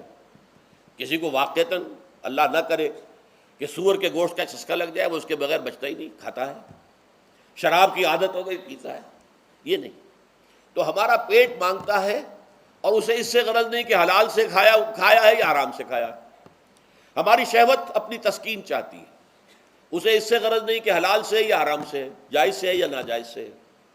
اسی طریقے سے ہمارے تمام تقاضے جو حیوانی ہیں، ایک تو یہ کہ بہت زوردار ہیں، اور چونکہ وہ اندھے بہرے ہیں، لہذا جو قرآن میں کہا گیا ان النفس لامارۃ بالسوء، یہ نفس تو بدی کا حکم دیتا ہی ہے۔ یہ گویا کہ اس کے اندر رجحان جو ہے انہیرنٹ ہے کہ وہ بدی کی طرف انسان کو ترغیب دلاتا ہے، چاہے وہ اپنی ضروریات سے متعلق ہو، چاہے چٹخاروں سے متعلق ہو، چاہے جو بھی لذت اسے درکار ہے اس سے متعلق ہو، چاہے وہ جنسی لذت ہے اور چاہے وہ طعام کی، یعنی جسے ہم کہتے ہیں کہ انسان جو ہے وہ اپنے پیٹ اور فرج کا غلام بن کر رہ جائے، اس لیے کہ جو تقاضا بھی آیا ہے اس کو وہ پورا کر رہا ہے۔ یہ جو کیفیت انسان کی ہے، اس کے لیے ایک مشق جو ہے وہ روزہ فراہم کرتا ہے۔ روزے کے آپ نے 12، 13، 14 گھنٹے کا بھی روزہ ہوتا ہے، بعض جگہوں پر 16، 17 گھنٹے کا روزہ ہوتا ہے۔ اس عرصے میں آپ اپنے نفس کو حلال چیزوں سے بھی روکے رکھتے ہیں۔ اس منہ زور گھوڑے کو جو ہے آپ اس کی لگام کس کر رکھتے ہیں کہ حلال بھی نہیں کھانے دے رہے۔ بھوک لگی ہوئی ہے، کھانا بہترین موجود ہے، نہیں کھا سکتے، اللہ کا حکم نہیں ہے، اللہ کی اجازت نہیں۔ شدید پیاس ہے، بہترین مشروبات فریج میں رکھی ہوئی ہے، نہیں کھا سکتے، نہیں پی سکتے، جائز نہیں ہے، حالانکہ حلال ہے، حرام نہیں ہے۔ بیوی موجود ہے، یا جیسے کہ لونڈیوں کا معاملہ ہوتا تھا، لونڈی موجود ہے، لیکن نہیں، آپ اپنی شہوت جو ہے وہ اس سے پوری نہیں کر سکتے۔ یہ پابندیاں نفس کے اوپر لگانا، یہ ایک مشق ہے، یہ ایک ریاضت ہے۔ اس ریاضت کا حاصل یہ ہونا چاہیے کہ انسان بقیہ 11 مہینوں میں اپنے آپ کو حرام سے تو بچائے نا۔ یہاں وہ حلال سے رکا ہوا ہے اللہ کے حکم سے، کہ حلال چیز بھی نہیں کھا رہا، دن بھر نہیں پی رہا، دن بھر نہیں اپنی کوئی شہوت پوری کر رہا، دن بھر حلال ذرائع سے بھی، تو اس سے اس کے اندر یہ ایک، اس کو ہم کہیں گے سیلف کنٹرول پیدا ہو جائے، اپنے نفس کو قابو میں کر لے۔ یہ گویا کہ اس کا سب سے پہلا، اس روزے کی ریاضت، روزے کی مشق کے حوالے سے یہ اس کی حکمت ہوئی کہ اس سے کے ذریعے سے انسان میں سیلف کنٹرول پیدا ہو رہا ہے، ضبط نفس۔ یہاں پہ تھوڑی سی میں وضاحت کر دوں، رہبانیت کے اندر آپ کو معلوم ہے کہ سیلف اینیہیلیشن، انگریزی الفاظ جو ہیں وہ زیادہ بعض لوگوں کے لیے واضح ہوں گے، نفس کشی، نفس کو کچل دینا، ختم کر دینا، مار دینا، یہ رہبانیت میں ہوتا ہے، اسلام میں نہیں ہے۔ اسلام کا نظام بڑا متوازن ہے۔ ان لنفسک علیک حقا وان لزوجک علیک حقا وان لزورک علیک حقا۔ حضور نے فرمایا دیکھو تمہارے نفس کا بھی تم پر حق ہے، اسے مناسب حد تک آرام دینا بھی تمہارے ذمے ہے، اسے غذا بہم پہنچانا بھی تمہارے ذمے ہے۔ فرق صرف کیا ہے، حلال سے ہو، حرام سے نہ ہو۔ اس کی شہوت کو پورا کرنا بھی تمہارے ذمے ہے، فرق صرف کیا ہے، جائز راستے سے ہو، حرام سے نہ ہو۔ اس کا نام ضبط نفس ہے، سیلف اینیہیلیشن، نفس کو کچل دینا۔ یہ جو تپسیائیں جو ہیں ہندو سادھو کرتے رہے ہیں، اور جو سب سے زیادہ معاملہ جو ہے وہ جو راہب ہوتے تھے حضرت مسیح علیہ السلام کے پیروکاروں میں، انہوں نے تاریخ کے اندر جو مثالیں دی ہیں، اس کا جو ہے اندازہ کرنا مشکل ہو جاتا ہے کہ کس درجے وہ لوگ اپنے نفس کو کچل دیتے تھے، جس کا قرآن مجید میں سورہ حدید میں ذکر بھی ہے۔ اکثر لوگ تو پابندی نہیں کر سکتے تھے، اپنے اوپر پابندیاں لگانے کے بعد غلط راستوں پر بھی چل پڑتے تھے، لیکن جو لوگ ان پابندیوں کو نبھاتے تھے وہ کس انتہا تک جاتے تھے۔ کبھی آپ جو ہے ہسٹری آف کرسچن منیسٹسزم پر جو تاریخ کی کتابیں لکھی گئی ان کو پڑھیں تو اندازہ ہوگا۔ مولانا مودودی نے تفہیم القرآن میں اس کا کچھ حوالے دیے ہیں، اور واقعہ یہ کہ رونگٹے کھڑے ہو جاتے ہیں انسان پر کہ اس درجے میں انہوں نے اپنے نفس کو کچلا تھا۔ ہمارے صوفیہ کے ہاں بھی بعض ایسی روایات صحیح ہیں یا غلط ہے بیان کی جاتی ہیں، لیکن اسلام کا اصل معاملہ کیا ہے، توازن، اعتدال۔ تمہارے نفس کا بھی تم پر حق ہے، ان لنفسک علیک حقا، تمہاری بیوی کا بھی تم پر حق ہے، وان لزوجک علیک حقا، اور تمہارا جو بھی کوئی ملاقاتی آئے، کوئی دوست ہے، اس کا بھی زورک علیک حق، زیارت کرنے کے لیے کوئی آیا اس کا بھی حق ہے، ان کے حقوق ادا کرو۔ حضرت عبداللہ ابن عمرو ابن العاص رضی اللہ تعالی عنہما صحابہ کرام میں اس اعتبار سے بہت ممیز تھے کہ ان پر عبادت جو ہے، عبادت گزاری کا اتنا غلبہ ہو گیا تھا، ہر روز روزہ رکھتے تھے اور رات کو پوری رات کھڑے رہتے تھے۔ حضور کو اطلاع دی گئی، حضور نے طلب کیا فوراً، آپ نے فرمایا یا عبداللہ الم نخبر، کیا ہمیں یہ خبر نہیں دی گئی انک تصوم الدہر وتقوم اللیل، کہ تو ہمیشہ رات کو کھڑا رہتا ہے نماز میں اور ہر روز روزہ رکھتا ہے۔ اب ظاہر بات ہے حضور کے حضور میں جھوٹ کیسے بولتے، ویسے بھی جھوٹ بولنے کا سوال نہیں صحابہ کے لیے، تو عرض کیا بلا یا رسول اللہ ایسی ہے تو صحیح ہے۔ فرمایا لا تفعل، ہرگز ایسا مت کرو، فإن لنفسك عليك حقا وإن لزوجك عليك حقا وإن لزورك عليك حقا، تمہارے نفس کا بھی تم پر حق ہے، روزہ رکھو بھی اور افطار بھی کرو۔ بہترین روزہ جو ہے وہ حضرت داؤد علیہ السلام کا تھا، ایک دن روزہ رکھتے تھے، ایک دن افطار کرتے تھے۔ لیکن یہ ہے کہ آپ ہفتے میں 2 دن روزے حضور کے ہیں، سوموار کو اور جمعرات کو، مہینے میں 3 روزے یہ ہیں، اس میں گویا کہ سنت پر عمل بھی ہو جائے گا۔ لیکن یہ کہ ہمیشہ روزہ رکھنا، بلکہ یہاں تک کہا گیا ما ساما من سامت دہر، جو ہمیشہ روزہ رکھتا ہے اس نے کوئی روزہ رکھا ہی نہیں۔ کیا مطلب؟ یہ تو اس نے اپنی ہیبٹس بدل لی ہیں، ہیبٹس ہو گئی ہیں یہ کہ سارا دن بھر نہیں کھانا، صبح کھانا شام کو کھانا، بس یہ تو اس نے اپنی ہیبٹ بدل لی ہے، روزہ ہیبٹ بن گیا اس کا۔ ما ساما من سامت دہر، جس نے ہمیشہ روزہ رکھا اس نے کوئی روزہ رکھا ہی نہیں۔ اس لیے کہ روزہ تو در حقیقت اس شخص پر شاخ گزرتا ہے جس کو عادت ہے دن میں کھانا کھانے کی، اس کو دن کے اندر 3 کھانے کھانے کی عادت ہے، تبھی تو وہ شاخ گزرے گا۔ اگر وہ عادت ہی آپ نے بدل لی ہے تو ظاہر بات ہے کہ پھر روزے کی جو برکت ہے وہ تو ظاہر نہیں ہوگی۔ تو بہرحال اس اعتبار سے غور کیجئے کہ یہ پہلا حکم جو ہے روزے کا، لعلکم تتقون، تاکہ تمہارے اندر تقوی پیدا ہو جائے، اپنے نفس پر کنٹرول پیدا ہو جائے۔ اس کو یوں سمجھیے کہ یہ ایک بڑا منہ زور گھوڑا ہے، ہمارا جو نفس ہے، ہمارا جو جسم ہے، حیوانی نظام، اس پر ہماری خودی یا ہماری انا یا ہماری ایگو یا ہمارا سیلف، یہ اس پر حکمران ہے، اس کا گھوڑے کا سوار ہے۔ اب اگر گھوڑا منہ زور ہے اور سوار کے قابو میں نہیں ہے تو کیا نتیجہ نکلے گا؟ اب وہ گھوڑے کے اختیار میں ہے، سوار صاحب کی جان جو ہے وہ جا کر پٹخ دے کہیں، کسی کھائی میں گرائے، کسی اور جگہ گرائے، وہ تو گویا کہ اس کے رحم و کرم پر ہے۔ ہاں اگر سوار تکڑا ہے اور سوار نے جو ہے گھوڑے کو قابو میں کیا ہوا ہے، اس کی رانوں میں بھی جان ہے، دبایا ہوا ہے گھوڑے کو اپنی رانوں کے درمیان، تو ظاہر بات ہے کہ اب یہ گھوڑا جو ہے بہت بڑی ایسٹ ہے اس کے لیے۔ اب گھوڑا ادھر جائے گا جدھر سوار لے جانا چاہے گا، سوار اپنے مقصد، اپنی منزل تک پہنچے گا گھوڑے کے ذریعے سے۔ اور اگر برعکس ہے، جیسا کہ میں عرض کر چکا ہوں، تو وہ سوار جو ہے وہ گھوڑے کے رحم و کرم پر ہے۔ یہی معاملہ ہے، ہماری خودی یا ہماری انا یا ہمارا ایگو، یہ در حقیقت یہ راکب ہے، اور ہمارا وجود حیوانی یہ مرکب ہے، یہ گھوڑا ہے۔ اگر ہم قابو یافتہ ہوں اپنے اس گھوڑے کے اوپر تو یہی جسم ہمارے لیے ایک بہت بڑا ایسٹ ہے۔ ہاتھوں سے نیکی کمائیں گے، پاؤں سے نیکی کمائیں گے، آنکھوں سے نیکی کمائیں گے، کانوں سے نیکی کمائیں گے، یہ ساری نیکیاں کمانے کا ذریعہ بن جائے گا۔ تلاوت قرآن سن رہے ہیں تو کانوں کی نیکی ہو رہی ہے، قرآن دیکھ کر پڑھ رہے ہیں تو آنکھوں کی نیکی ہو رہی ہے۔ یہ سارے ہمارے اعصاب، ہمارے تمام اعضاء و جوارح نیکی کا ذریعہ ہے۔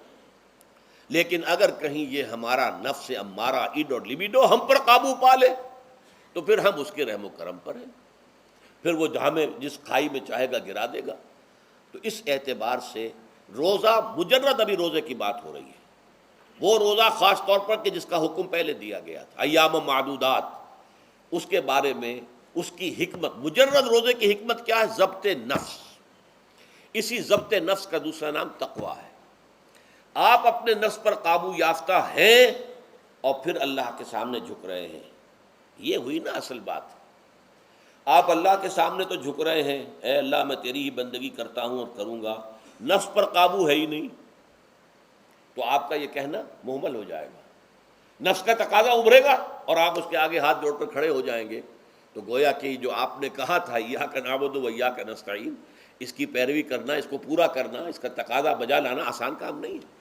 چبی گویم مسلمانم بلرزم کہ دانم مشکلات لا الارا، جب میں کہتا ہوں کہ میں مسلمان ہوں تو مجھ پر کب کب یہ طاری ہوتی ہے، اس لیے کہ مجھے معلوم ہے کہ لا الہ کہنے کا مقصد کیا ہے اور مطلب کیا ہے، اس کے تقاضے کیا ہیں۔ تو روزہ مجرد روزے کی غرض و غایت تقوی یا ضبط نفس یعنی سیلف کنٹرول، اور اس سیلف کنٹرول کے ساتھ اپنے پورے وجود کو اللہ کے سامنے جھکا دینا، یہ عبادت ہے۔ اب آئیے اس عبادت کے لیے، روزے کے لیے رمضان کا مہینہ کیوں منتخب کیا گیا بالآخر؟ پہلے تو وہ ہر مہینے کے 3 دن تھے، بالآخر مستقل تا قیام قیامت اور رمضان کا مہینہ ہے۔ اس کی علت کیا ہے؟ ظاہر بات ہے کہ سارے 12 مہینے اللہ ہی کے ہیں، ہفتے کے سارے دن اللہ ہی کے ہیں، دنوں میں سید الایام جمعے کا دن ہے، مہینوں میں سید الاشہر، یہ جتنے مہینے ہیں ان میں سردار جو ہے مہینوں کا وہ رمضان مبارک ہے۔ کیوں ہے؟ اب آپ پڑھیے تیسری آیت، شہر رمضان الذی انزل فیہ القرآن، رمضان کا مہینہ وہ ہے جس میں قرآن نازل کیا گیا۔ اور اس کی مزید کیا ہے تشریح کہ رمضان ہی میں وہ لیلۃ القدر ہے جس میں قرآن نازل کیا گیا۔ اب یہاں 2 چیزیں علیحدہ علیحدہ سمجھ لیجئے۔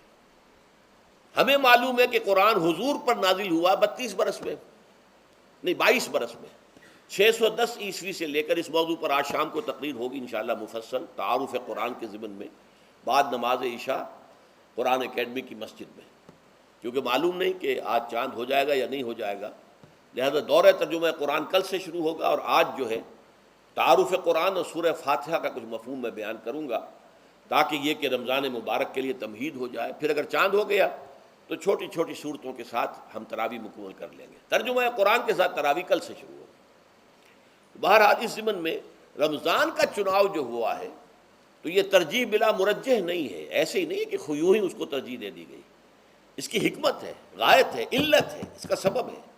رمضان کا مہینہ وہ ہے جس میں قرآن نازل کیا گیا، اسی میں وہ لیلۃ القدر ہے جس میں قرآن نازل کیا گیا، اگرچہ ہم جانتے ہیں کہ حضور پر قرآن نازل ہوا ہے 22 برس میں، 610 عیسوی سے 632 تک۔ اس معمے کو کیسے حل کریں گے؟ اس کا حل کیا ہے؟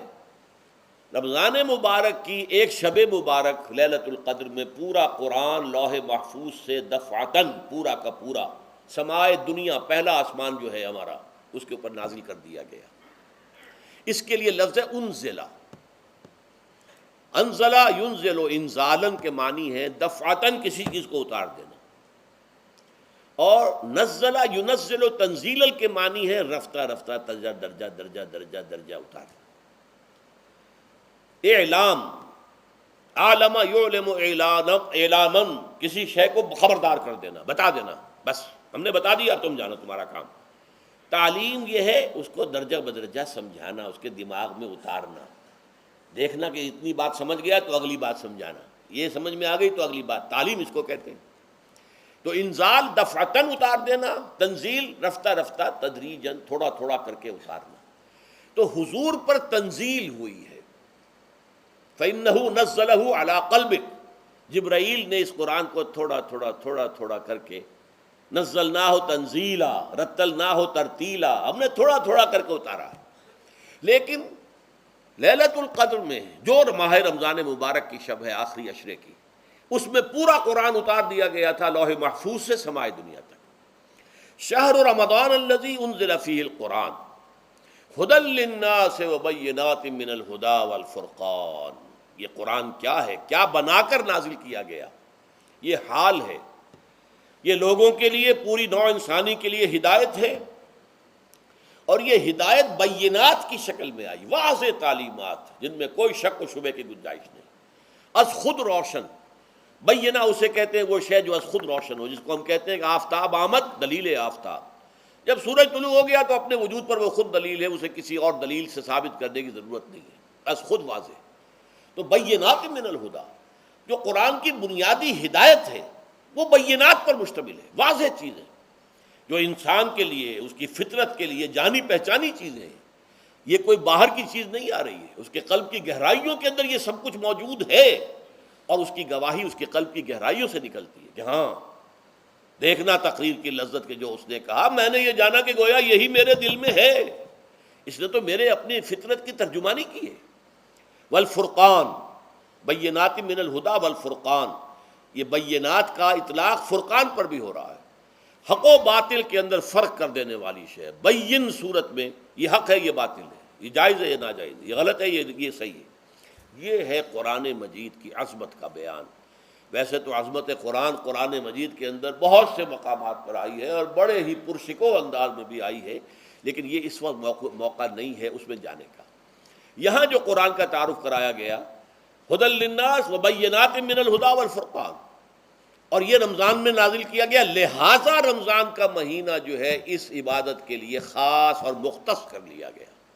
فمن شہد منکم الشہر فلیصم، تو جو کوئی بھی تم میں سے اس مہینے کو پائے یا اس میں مقیم ہو وہ لازماً روزہ رکھے۔ میں بیان کر چکا ہوں یہ وجوب علی العین ہے، اس کے اندر اب اختیار نہیں ہے، لیکن یہ کہ اگر من کان منکم مریضا او علی سفر فعدۃ من ایام اخر۔ اب دیکھیے یہ جو رمضان مبارک کو منتخب کیا گیا جو نزول قرآن کا مہینہ ہے، تو اس میں ایک دوہرا پروگرام رکھ دیا گیا ہے جو قرآن مجید میں تو واضح طور پر نہیں کہا گیا، اس لیے کہ اگر قرآن میں اس طور سے آ جاتا تو فرض ہو جاتا، اسے تطوعاً رکھا گیا ہے، لہذا اس کا ذکر قرآن میں نہیں ملے گا۔ موجود ہے کہ جب اس مہینے کو چنا ہی اس لیے گیا ہے کہ یہ نزول قرآن کا مہینہ ہے، لہذا اس کے لیے جو ہم نے پڑھا تھا وہ خطبہ وہ اس کو پلٹ لیجئے۔ جعل اللہ صیامہ فریضۃ وقیام لیلہ تطوعا، اللہ نے اس مہینے کا روزہ رکھنا تو فرض قرار دے دیا ہے، اور اس کا قیام اللیل، راتوں کو کھڑے رہنا، یہ مرضی پر چھوڑ دیا ہے، جو کر سکے، جو بھی ہمت کرے، ترغیب و تشویق ہے۔ اب دیکھیے ترغیب و تشویق کے لیے دوسری حدیث جو یہاں پر ہے، عن ابی ہریرہ رضی اللہ عنہ قال، حضرت ابو ہریرہ سے مروی ہے رضی اللہ عنہ کہ انہوں نے فرمایا، قال رسول اللہ صلی اللہ علیہ وسلم، کہ اللہ کے رسول نے فرمایا صلی اللہ علیہ وسلم، من صام رمضان ایمانا و احتسابا غفر له ما تقدم من ذنبه، جس نے رمضان میں روزے رکھے ایمان کے ساتھ، یقین کے ساتھ، اور احتساب، اللہ سے اس کے اجر کی امید میں، غفر له ما تقدم من ذنبه، اس کے پچھلے تمام گناہ معاف ہو جاتے ہیں۔ یہ نوٹ کیجئے کہ اس سے مراد گناہ کبیرہ نہیں ہے، گناہ صغیرہ ہے۔ گناہ کبیرہ کے لیے توبہ شرط ہے، گناہ صغیرہ جو ہے وہ ان چیزوں سے دھل جاتے ہیں۔ لیکن اب دیکھیے ومن قام رمضان ایمانا و احتسابا، اور جو کوئی کھڑا رہا رمضان میں یعنی قیام اللیل ایمان اور احتساب کے ساتھ، غفر له ما تقدم من ذنبه۔ اب تیسری بات، ومن قام لیلۃ القدر ایمانا و احتسابا، اور جو کھڑا رہا قیام اللیل جس نے کیا ہے لیلۃ القدر میں ایمان اور احتساب کے ساتھ، غفر له ما تقدم من ذنبه، متفق علیہ۔ یہ حدیث بخاری اور مسلم دونوں کی ہے۔ اب یہاں جو بات میں چاہتا ہوں کہ آپ پر واضح ہو جائے، اس حدیث میں دونوں چیزوں کو پیرلل لایا گیا، من قام رمضان من صام رمضان، پیرلل، بالکل متوازی، ہم وزن اعتبار سے، من صام رمضان ایمانا و احتسابا غفر له ما تقدم من ذنبه، من قام رمضان ایمانا و احتسابا غفر له ما تقدم من ذنبه۔ اب سوال پیدا ہوتا ہے قیام اللیل سے مراد کیا ہے؟ یہاں پہ میں ذرا تراویح کا جو پس منظر ہے وہ بیان کر دینا چاہتا ہوں۔ دیکھیے جیسا کہ ہم نے خطبے میں بھی دیکھ لیا، اللہ نے قیام اللیل جو ہے اسے فرض نہیں ٹھہرایا، تطوعا، قرآن مجید میں بھی اس کا کوئی ذکر نہیں، احادیث میں اس کی تشویق و ترغیب پوری موجود ہے، ایک اور حدیث بھی ہم بعد میں پڑھیں گے اس پر۔ اس کا پس منظر کیا تھا کہ اس کو چھوڑ دیا گیا۔ اب ظاہر بات ہے مسلمانوں میں کمزور بھی ہیں، مسلمانوں میں وہ مزدوری کرنے والے بھی ہیں، روزہ تو فرض ہے ان پر، چاہے مئی کا مہینہ ہے اور گندم کاٹنی ہے، روزہ تو پھر بھی رکھنا ہوگا، یہ سب کچھ ہے، لیکن یہ کہ رات کو پھر کھڑے رہنا ان کے لیے، جاگنا ممکن نہیں، لہذا ان کے اوپر یہ چیز فرض نہیں۔ حضور نے تراویح کی نماز یا قیام اللیل نہ اسے فرض قرار دیا، نہ اس کے بعد جماعت کوئی اہتمام کیا مستقل، صرف 3 راتیں آپ نے جماعت کروائی ہے، اس میں 8 رکعتیں آپ نے پڑھی ہیں کہ جو آپ کا معمول تھا تہجد کا وہ پڑھی، اور تہجد کے وقت ہی جماعت کرائیے۔ یہ ہے وہ حدیث، اس کے علاوہ کسی نماز تراویح جو ہے جو ہم پڑھتے ہیں 20 رکعتیں، عشاء کے ساتھ متصل، اس کا کوئی ذکر نہ دور نبوی میں ہے نہ دور صدیق اکبر میں ہے۔ یہ دور حضرت عمر کی خلافت میں ہوا ہے، اور ہم نہیں کہہ سکتے کتنے سال کے بعد ہوا ہے۔ حضرت عمر رضی اللہ تعالیٰ عنہ کی خلافت کا دور جو ہے وہ تو 10 برس ہے، ہو سکتا ہے 5 برس کے بعد ہوا ہو، 6 برس کے بعد ہوا ہو، 12 ہوا ہے ان کے عہد میں۔ حضرت عمر ایک مرتبہ مسجد میں داخل ہوئے، مسجد نبوی میں، تو دیکھا کہ کچھ لوگ 8 10 12 جو ہیں وہ ایک جو ہے حافظ کے پیچھے کھڑے ہوئے اور قرآن سن رہے ہیں، کچھ دوسرے کونے میں کھڑے ہیں، کچھ کہیں اور کھڑے ہیں، مختلف جماعتیں ہو رہی ہیں۔ تو انہوں نے سوچا کہ کیوں نہ ان سب کو ایک امام کے پیچھے جمع کر دیا جائے، اور اس کے لیے لوگوں کی سہولت کے لیے عشاء کے ساتھ متصل رکھ دیا جائے، اس لیے کہ تہجد کے وقت اٹھنا جو ہے وہ تو ہر کس و ناقص کا کام نہیں ہے، کہ عشاء کے بعد اگر تھوڑا سا اضافی وقت ہو صرف، تو یہ ہر شخص کر لے گا، مزدور بھی کر لے گا۔ لہذا آپ نے یہ نظام تجویز فرمایا کہ عشاء کے متصلاً بعد 20 رکعت نماز پڑھی جائے اور ایک امام کے پیچھے پڑھی جائے۔ یہ گویا کہ اجتہاد ہے حضرت عمر رضی اللہ تعالی عنہ، اس کو آپ نے خود بدعت بھی قرار دیا ہے، لیکن بدعت حسنہ۔ بدعت کس اعتبار سے؟ لغوی اعتبار سے، نئی بات، اس لیے کہ حضور کے زمانے میں نہیں تھی، تو یہ اس طریقے سے ایک نئی بات ہے۔ لیکن یہ بات چونکہ بہت اچھی ہے، بہت عمدہ ہے، آپ جب یہ نظام چل پڑا تو ایک دن مسجد میں آئے، دیکھا کہ بڑی بھری مسجد ہے، صحابہ کھڑے ہیں اور ایک امام کے پیچھے قرآن سن رہے ہیں۔ آپ نے فرمایا نعم البدعۃ ھذہ، یہ جو ہم نے نئی بات شروع کی ہے یہ بہت اچھی ہے، بہت عمدہ ہے۔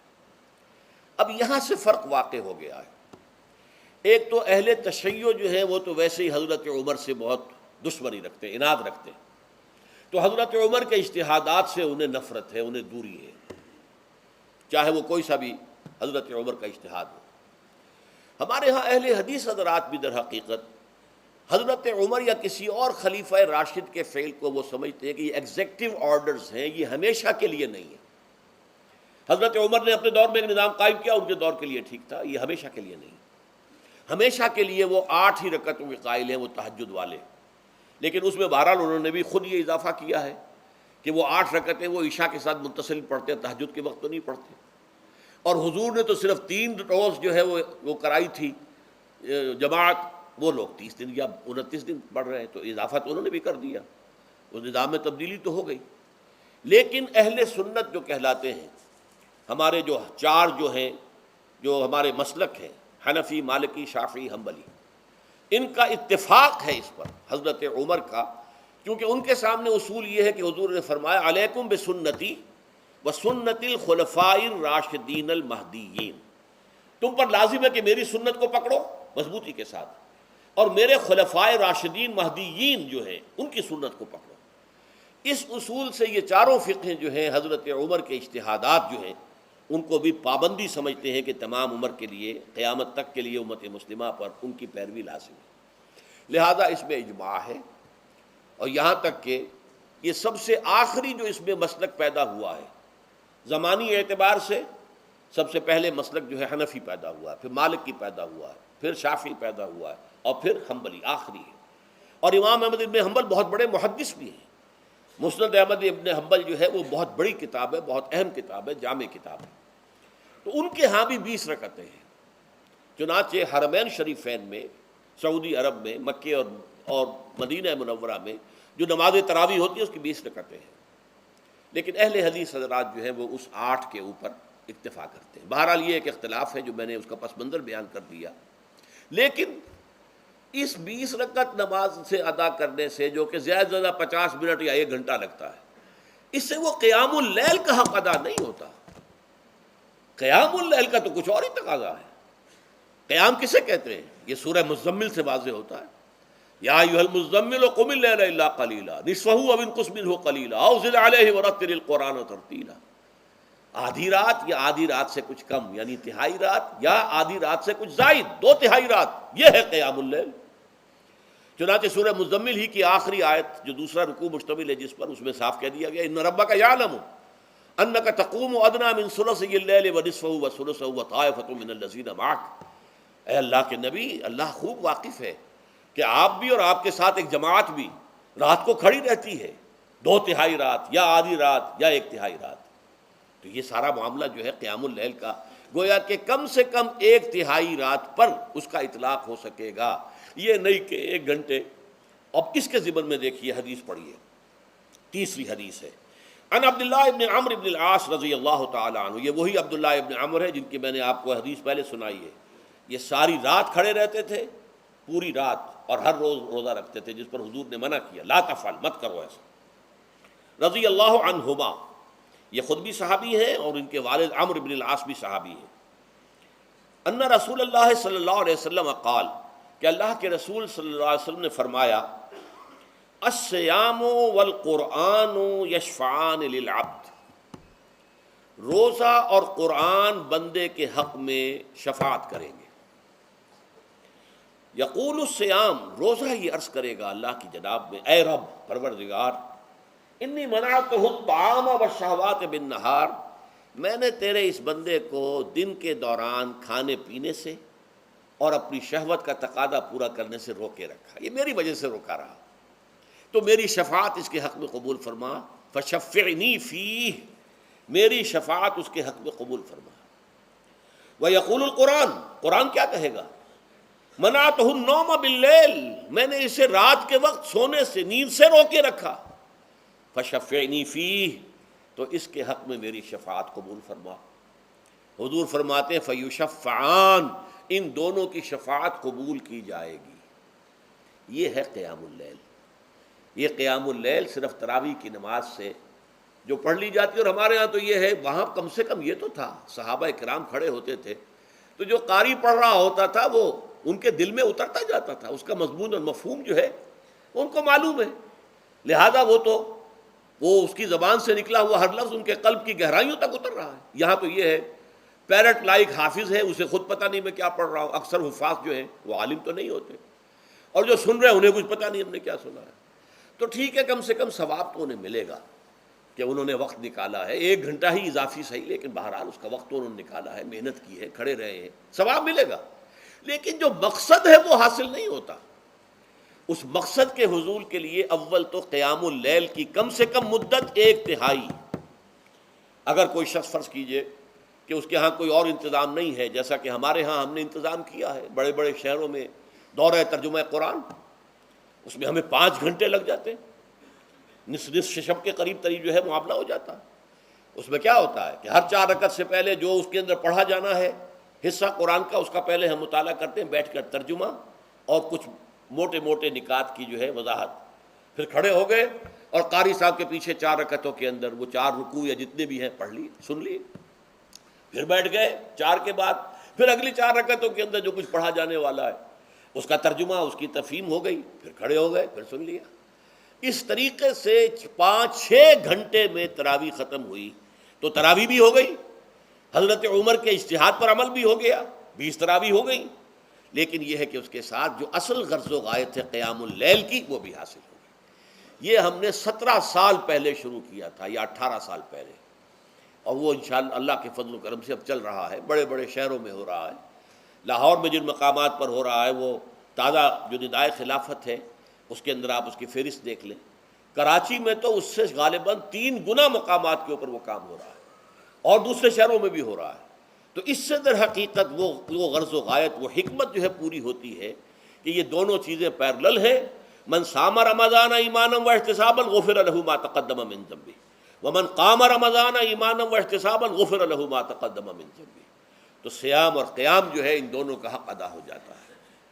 تو یہ ہے شہر رمضان الذی انزل فیہ القرآن ھدی للناس وبینات من الھدی والفرقان فمن شہد منکم الشہر فلیصم ومن کان مریضا او علی سفر فعدۃ من ایام اخر یرید اللہ بکم اليسر ولا یرید بکم العسر ولتکملوا العدۃ ولتکبروا اللہ علی ما ھداکم ولعلکم تشکرون۔ اب جو آخری لفظ ہے لعلکم تشکرون، اب اس کی وضاحت سمجھیے۔ اور رمضان کے یہ 2 پروگرام جب پیرلل ہو جائیں گے، جب دونوں کی پابندی کی جائے گی، تو اس کا حاصل کیا ہے؟ اس بات کو سمجھنے کے لیے سب سے پہلے آپ اس کو سمجھیے کہ جسے ہم خود ہی کہہ رہے تھے، جسے ہم سیلف کہہ رہے تھے، اپنی انا کو مضبوط کرنا، سیلف کنٹرول، ایگو جو ہے وہ پوری طرح قابو یافتہ ہو اڈ اور لبیڈو پر، اصل میں اس سے مراد کیا ہے؟ اس پر میں نے تفصیل سے بحث کی ہے عظمت سوم نامی اپنے کتابچے میں۔ ویسے یہ ہے کہ وہ مشکل ہے، ذرا فلسفیانہ اس کا انداز ہے، لیکن یہ ہے کہ وہی باتیں آسان الفاظ میں، جو دوسرا کتابچہ ہے عظمت سیام و قیام رمضان مبارک، وہ آسان ہے، اگرچہ یہ دونوں بہت ہی محدود تعداد میں ہمارے پاس ہیں، لیکن یہ کہ میں نے ذکر کر دیا، جو حضرات لینا چاہیں وہ لے لیں۔ لیکن یہ ہے کہ اس میں اصل پس منظر کیا ہے؟ دیکھیے، ہمارا جو وجود ہے انسان کا، یہ کمپوزٹ ہے، مرکب ہے۔ ہمارے دو وجود ہیں جو جوڑ دیے گئے ہیں۔ کیسے جوڑ دیے گئے ہم نہیں جانتے، لیکن ہے دو وجود۔ ایک وجود حیوانی ہے، میں نے عرض کیا تھا پہلے ہی، ہر انسان ایک حیوان بھی ہے مکمل، سارے حیوانی تقاضے ہمارے اندر بھی ہیں۔ لیکن حیوان اور انسان میں بنیادی فرق یہ ہے کہ انسان کا جو اصل وجود ہے وہ روحانی ہے۔ اس روحانی وجود کی وجہ سے انسان کا وہ مقام ہوا کہ تمام فرشتوں کو اس کو سجدہ کرنے کا حکم دیا گیا۔ فَإِذَا سَوَّيْتُهُ وَنَفَخْتُ فِيهِ مِن رُوحِي فَقَعُوا لَهُ سَاجِدِينَ۔ فرشتوں سے کہہ دیا گیا تھا کہ میں ایک بشر پیدا کرنے والا ہوں مٹی سے، جب میں اسے پیدا کر لوں اور اس کی ناک پلک سنوار دوں، دو پلک درست کر دوں، تو پھر اس کے سامنے اور اس میں اپنی روح میں سے پھونک دوں تو گر پڑنا اس کے سامنے سجدے میں۔ حیوان انسان اور انسان روحانی، یہ دونوں مل کر اب آدم بنے ہیں۔ نمبر دو، اس حیوان انسان کا وجود زمین سے ہے، مٹی سے پیدا کی، مٹی سے، گارے سے، طین لازب سے، چپچکانے والے گارے سے، وہ جس میں کہ بدبو پیدا ہو جائے، یہ ساری باتیں کہی گئی ہیں۔ اور سائنس بھی کہتی ہے مٹی سے پیدا ہوئے، کیسے پیدا ہوئے اس میں اختلاف ہے، لیکن یہ کہ ہے مٹی ہماری اوریجن، قرآن بھی کہتا ہے اور سائنس بھی کہتی ہے۔ اور ہمارے وجود کو جب وہ تھک جائے، مزمحل ہو جائے، اس کی انرجی کم ہو جائے، تو اس کے لیے جو غذا ہے، جو تقویت ہے، وہ بھی ساری زمین سے آ رہی ہے۔ آپ نے پھل کھائے، آپ نے گندم کھائی، آپ نے چاول کہاں سے آ رہے ہیں؟ اچھا، بکری کا گوشت کھایا تو بکری کا گوشت کس چیز سے بنا ہے؟ اس نے گھاس کھائی ہے، اس نے پتے کھائے ہیں، وہیں سے تو بنا ہے نا۔ الٹیمیٹ سورس آپ کے وجود حیوانی کے لیے جو آ رہی ہے وہ زمین ہے۔ وجود روحانی کو بھی تقویت کی ضرورت ہے، وہ بھی مزمحل ہوتی ہے، کمزور ہو جاتی ہے، خاص طور پر جب کہ وجود حیوانی کا اس پر غلبہ ہو جائے، تب تو یوں سمجھیے کہ وہ بالکل بے ہوش ہو کر موت کے قریب پہنچ جاتی ہے۔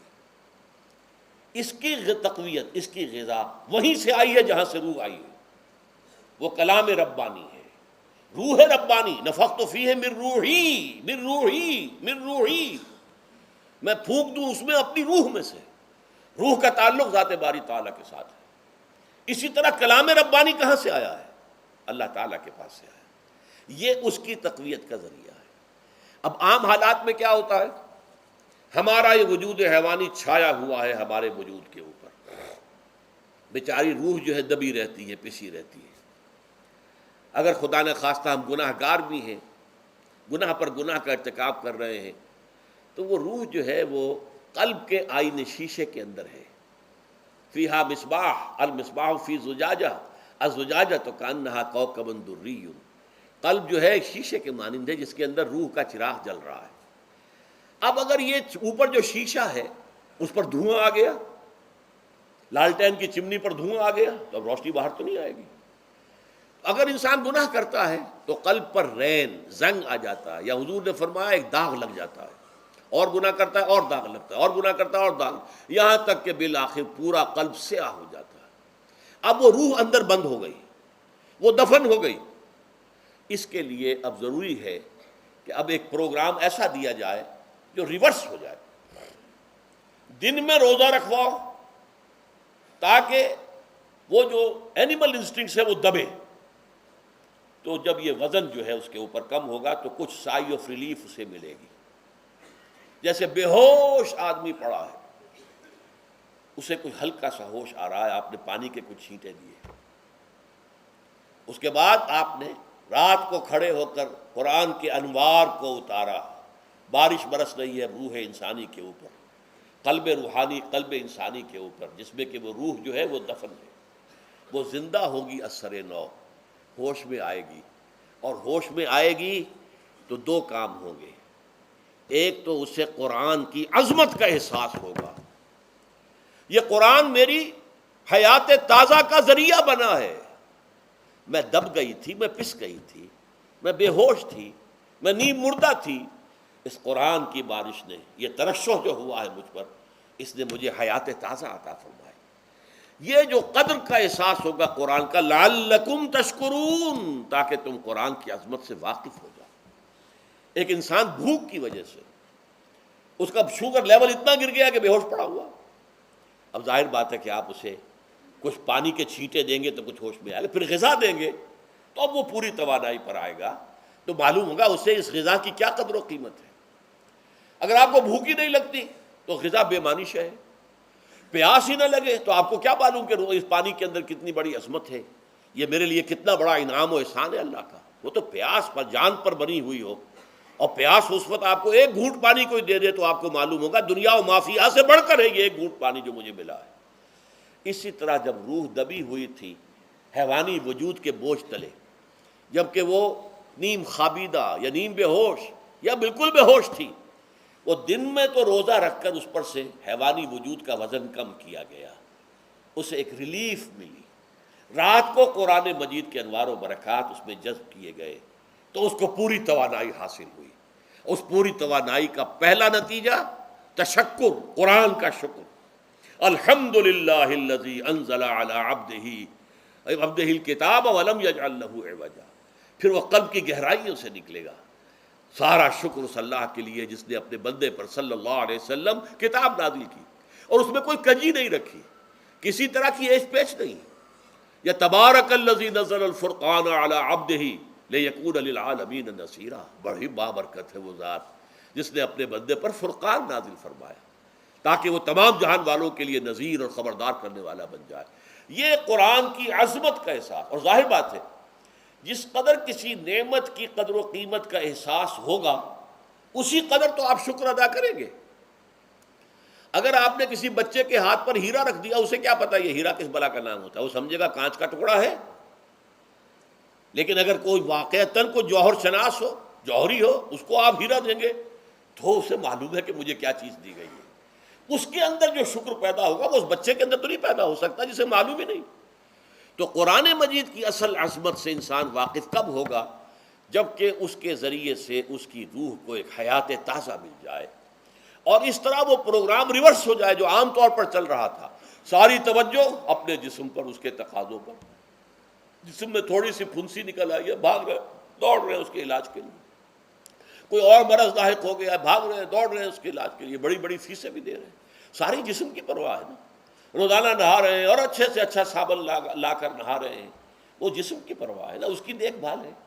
روح کی طرف توجہ ہی نہیں. یہ ہے وہ بات جو کہی گئی ہے سورہ حشر میں اور جسے علامہ اقبال نے پھر اپنے فلسفہ خودی کی اساس اور سورس قرار دیا ہے. وَلَا تَكُونُوا كَالَّذِينَ نَسُوا اللَّهَ فَأَنسَاهُمْ أَنفُسَهُمْ أُولَٰئِكَ هُمُ الْفَاسِقُونَ. دیکھو اے مسلمانوں، ان لوگوں کے مانند نہ ہو جانا جنہوں نے اللہ کو بھلا دیا تو اللہ نے انہیں اپنے آپ سے غافل کر دیا، اور یہی لوگ فاسق و فاجر ہیں. یہ سوال پیدا ہوتا ہے کہ انسان اپنے آپ سے کہاں غافل ہوتا ہے؟ کیا اپنے وجود حیوانی سے غافل ہوتا ہے؟ کیا بھوک لگتی ہے تو وہ ادھر ادھر منہ نہیں مارتا، غذا کو حاصل کرنے کے لیے کوشش نہیں کرتا؟ پیاس لگتی ہے تو کیا پانی یا کوئی اور مشروب تلاش نہیں کرتا؟ کوئی بیماری لاحق ہوتی ہے تو کیا اس کے علاج کی طرف توجہ نہیں کرتا؟ اسے آرام کی حاجت ہوتی ہے تو آرام نہیں لیتا؟ اپنے اس وجود سے تو غافل نہیں. کون سے وجود سے غافل ہوا ہے؟ وہ روحانی وجود سے غافل ہے. بھول گیا کہ میرے اندر روحانی وجود بھی ہے اور اس کا تعلق ذات باری تعالیٰ کے ساتھ ہے. اس نے سمجھا کہ میں بس حیوان ہوں، نرا حیوان ہوں، اپنے اس وجود کی اصل حقیقت ہی سے بے خبر، غافل. چنانچہ آج کے دور کا سب سے بڑا المیہ کیا ہے؟ ڈاروین کے نظریے کے جو اثرات پیدا ہوئے ہماری معاشرت پر، ہماری سوچ پر، ہمارے فکر پر، ہمارے فلسفے پر، ہماری سوشولوجی پر، وہ کیا ہے کہ ہم بھی نرے حیوان ہیں. اللہ اللہ خیر صلی. یہ سب سے بڑی محرومی ہے اس دور کی کہ انسان اپنے اصل شرف سے خود ہی مستعفی ہو گیا. ہمارا کوئی وجود ہے ہی نہیں روحانی وغیرہ. روح کسے کہتے ہیں ہم نہیں جانتے، بس یہ جسم ہے. ہم اللہ کو نہیں جانتے کون ہے کون نہیں ہے. ہوگا ہم تو اس کائنات کو جانتے ہیں. ہم روح سے واقف نہیں، ہم تو اپنے جسم کو واقف ہیں. آخرت واخرت سے اب ہمیں کچھ پتہ نہیں، شاید ہو شاید نہ ہو، کچھ پتہ نہیں، لیکن یہ زندگی تو ہے، اسے ہم جانتے ہیں۔ یہ ہے آج کے انسان کا سب سے بڑا المیہ، اور یہ ہے ماس اسکیل کے اوپر ارتداد، ذہنی طور پر مرتد ہو چکے ہیں انسانوں کی عظیم اکثریت مرتد ہو چکی ہے۔ یہ ہے در حقیقت کہ روزہ جو ہے اس پروگرام کو آ کر ریورس کرتا ہے۔ دن میں کھانے پینے، جنسی تقاضے پر پابندی، وہ وجود حیوانی کا وزن کچھ کم ہوا، روح جو دبی ہوئی تھی یا سسک رہی تھی یا بے ہوش تھی یا نیند مردہ تھی، اسے کچھ ریلیف ملا۔ اب اس کے اوپر قرآن مجید کے تیرے ضمیر پہ جب تک نہ ہو نزول کتاب، گرہ کشاہ نہ رازی نہ صاحب کشاف، ہمارے دلوں کے اوپر بارش ہو رہی ہو انوار قرآنی کی۔ وہ ظاہر بات ہے کہ بغیر سمجھے تو نہیں ہوگی بارش، وہ تو آپ کچھ سمجھ رہے ہوں گے تو بارش ہوگی، ورنہ تو یہ ہے کہ ٹھیک ہے، میں پہلے بھی عرض کر چکا ہوں، آپ کو ثواب تو ملے گا، لیکن یہ ہے کہ وہ اصل مقصد قرآن کی عظمت کا قلب کی گہرائیوں سے اعتراف جو ہے، اور اس پر اللہ کا شکر تو ادا ہوگا، لعلکم تشکرون، جبکہ قرآن مجید جو ہے آپ کے قلب کے اوپر نازل ہے، اس کا مفہوم نازل ہے۔ اچھا، اس کا دوسرا نتیجہ کیا نکلتا ہے؟ جب وہ روح جو ہے وہ ہوش میں آئے گی، اس کو حیات تازہ مل گئی، وہ اپنے اصل مرکز اور منبع اور سرچشمہ کی طرف جو ہے متوجہ ہوگی۔ عربی زبان کا ایک مقولہ ہے، کل شیء یرجع الی اصلہ، ہر شے اپنی اصل جڑ کی طرف جو ہے لوٹتی ہے۔ ہمارا وجود حیوانی زمین سے زمینی کی طرف لوٹتا ہے، یعنی مرنے کے بعد زمینی میں چلا جائے گا۔ اور نمبر دو، دنیا میں بھی زمینی خواہشات، زمینی تمنائیں، آرزوئیں وہ ہیں، وَلَٰكِنَّهُ أَخْلَدَ إِلَى الْأَرْضِ، جیسے کہ سورہ وہ کہا گیا ہے بلعام بن باعورہ کے بارے میں سورہ اعراف میں، وہ تو زمین ہی کی طرف دھنستا چلا گیا۔ ہماری روح کا منبع اور سرچشمہ ذات باری تعالیٰ ہے، وہ امر رب ہے، لہذا فوراً انسان اپنے رب کی طرف متوجہ ہوتا ہے۔ یہ اللہ کی طرف متوجہ ہو جانا اور پھر اس سے ہم کلام ہونا اور اس سے دعا کرنا، یہ ہے روزے کا اصل مقصد۔ جب صیام اور قیام رمضان مبارک کا دوہرا پروگرام ہوگا تو روح انسانی یا انسان کا حیوانی وجود اپنے مرکز کی طرف مائل پرواز تھا، حسن، اس کو کہہ لیجئے اپنے مرکز کی طرف مائل پرواز ہے روح، ہر شے اپنی اصل کی طرف لوٹتی ہے، لہذا یہ اللہ کی طرف متوجہ ہوگی۔ یہ اللہ تعالیٰ کی طرف متوجہ ہونے کا معاملہ دنیا میں رہا ہے کہ لوگ کہیں جنگلوں میں جا کر تپسیائیں کر کے، غاروں میں بیٹھ کے، بڑی بڑی ریاضتیں کر کے کیا چاہتے تھے؟ مجھ کو ہے تیری جستجو، مجھ کو تیری تلاش ہے، خالق میرے کہاں ہے تو، مجھ کو تیری تلاش ہے۔ میں نے یہ نظم جو ہے تقریباً 6 سال جو ہے ہر روز صبح، ہمارا جو ہائی اسکول تھا اس میں جو صبح پریئر ہوتی تھی، لوگ سب جمع ہوتے تھے، پورا اسکول جو ہے اس کے ہمارے طلباء، تو یہ نظم جو ہے پڑھی جاتی تھی، مجھ کو ہے تیری جستجو، مجھ کو تیری تلاش ہے، خالق میرے کہاں ہے تو، مجھ کو تیری تلاش ہے۔ روح انسانی چاہتی ہے اللہ کا تقرب، اللہ کے قریب ہونا، اللہ سے رشتہ استوار کرنا۔ یہ وجود حیوانی حائل ہے اس کے راستے میں، یہ حیات دنیاوی اس کے لیے پنجرا بن گئی ہے، اس روح کے لیے یہ ایک در حقیقت ایک قید خانہ ہے، جیسے کہ حضور نے فرمایا کہ الدنیا سجن المومن و جنت الکافر، مومن کے حق میں یہ دنیا قید خانہ ہے، اس کی روح جو ہے یہاں آ کر اس جسد حیوانی کے اندر جو ہے وہ دفن ہو گئی ہے، قید خانہ ہے، اس پنجرے میں بند ہو گئی ہے۔ تو لیکن وہ کافر کے لیے یہی باغ و بہار ہے، یہیں پر عیش کرنے ہیں، یہیں پر مزے لوٹنے ہیں۔ تو اس سے در حقیقت ریلیف ملتا ہے، تو انسان متوجہ ہوتا ہے اللہ کی طرف اور دعا کرتا ہے، اللہ سے ہم کلام ہوتا ہے۔ یہ ہے در حقیقت روزے اور رمضان کا جو دوسرا نتیجہ نکلتا ہے اور بلند ترین نتیجہ ہے، اس کا ذکر ہے آیت نمبر 4 میں۔ اور یہ کہ بہت سے لوگ ایسے ہیں جو قرآن مجید میں نظم کے بہت قائل ہیں، لیکن میں حیران ہوں کہ اس نظم کے اندر اس کے ربط اور رشتے کو وہ تلاش کرنے سے قاصر رہے۔ وَإِذَا سَأَلَكَ عِبَادِي عَنِّي فَإِنِّي قَرِيبٌ، جب روح بیدار ہو جائے گی، اسے حیات تازہ ملے گی، تو اے نبی میرے بندے جب آپ سے پوچھیں میرے بارے میں، وہ میرا تقرب چاہتے ہیں، میرا قرب چاہتے ہیں، وہ چاہتے ہیں مجھ سے ہم کلام ہونا، وہ چاہتے ہیں کہ مجھے ان کے ساتھ، ان کو میرے ساتھ ایک نسبت مل جائے۔ وَإِذَا سَأَلَكَ عِبَادِي عَنِّي فَإِنِّي قَرِيبٌ، انہیں بتا دیجیے میں قریب ہی ہوں، میں دور نہیں ہوں۔ اور آیا ہے سورہ قاف میں نحن اقرب الیہ من حبل الورید، جو شہ رگ ہے انسان کی اس سے بھی زیادہ قریب ہوں میں اس سے۔ نوٹ کیجئے کیسے، اس کی روح کا تعلق میری ذات کے ساتھ ہے براہ راست۔ اس کی مثال بھی میں دے چکا ہوں کئی اپنے کتابوں کے اندر، عظمت صوم نامی کتاب جب پڑھیں گے جو حضرات بھی سمجھ سکے پوری طرح اس کو، اس کے اندر یہ بات بیان ہوئی۔ اور اسی لیے دیکھیے حدیث آخری پڑھ لیجئے کہ حضور نے قرار دیا ہے کہ روزہ جو ہے تمام عبادات کے اندر ایک بالکل منفرد شان کا حامل ہے۔ وعن ابی ہریرہ رضی اللہ تعالی عنہ، اور یہ متفق علیہ روایت ہے بخاری اور مسلم دونوں کی، قال رسول اللہ صلی اللہ علیہ وسلم، قال اللہ عز وجل، اسے حدیث قدسی کہتے ہیں۔ حضور نے فرمایا کہ اللہ فرماتا ہے، تو یہ حدیث بھی ہو گئی کہ حضور نے ہمیں بتائی، اور حدیث قدسی ہو گئی کہ اللہ کا قول ہے جو حضور نقل کر رہے ہیں۔ قرآن مجید وحی جلی ہے، یہ وحی خفی ہے، لیکن یہ عام حدیثوں کے مقابلے میں اس کا مرتبہ اور مقام بہت بلند ہے کہ حضور فرما رہے ہیں کہ اللہ فرماتا ہے، یقول اللہ عز وجل کل عمل ابن آدم لہو، ابن آدم کا ہر عمل، ہر نیکی اس کے اپنے لیے، اپنے فائدے کے لیے، الا الصوم، سوائے روزے کے، فإنہ لی وأنا اجزی بہ یا اجزا بہ، یہ میرے لیے ہے اور میں خود ہی اس کی بدلہ دوں گا یا میں خود ہی اس کا بدلہ ہوں۔ یہ دونوں ترجمے ہیں۔ عظمت صوم میں میں نے تفصیل سے بحث کی ہے کہ ویسے تو نماز بھی اللہ کے لیے، اقم الصلاۃ لذکری، حج کس لیے ہے؟ للہ علی الناس حج البیت من استطاع الیہ سبیلا، اللہ کے لیے۔ زکوٰۃ کس کے لیے؟ اللہ کے نام پر دی جا رہی ہے، اللہ کے لیے دی جا رہی ہے۔ صوم میں بات کیا ہے؟ صوم میں اصل چیز ملحوظ کیا ہے؟ روح انسانی کو تازہ کرنا، زندہ کرنا، اس کی حیات تازہ کا بندوبست کرنا، اور روح کا تعلق ذات باری تعالیٰ کے ساتھ ہے۔ اس تعلق کی مثال یوں سمجھیے جیسے ہمیں معلوم ہے سورج کا فاصلہ ہم سے کتنا ہے، کروڑ میل، لیکن سورج کی کرن جو وہاں سے چل کر یہاں تک پہنچی ہے، کیا اس کا تعلق سورج سے منقطع ہے؟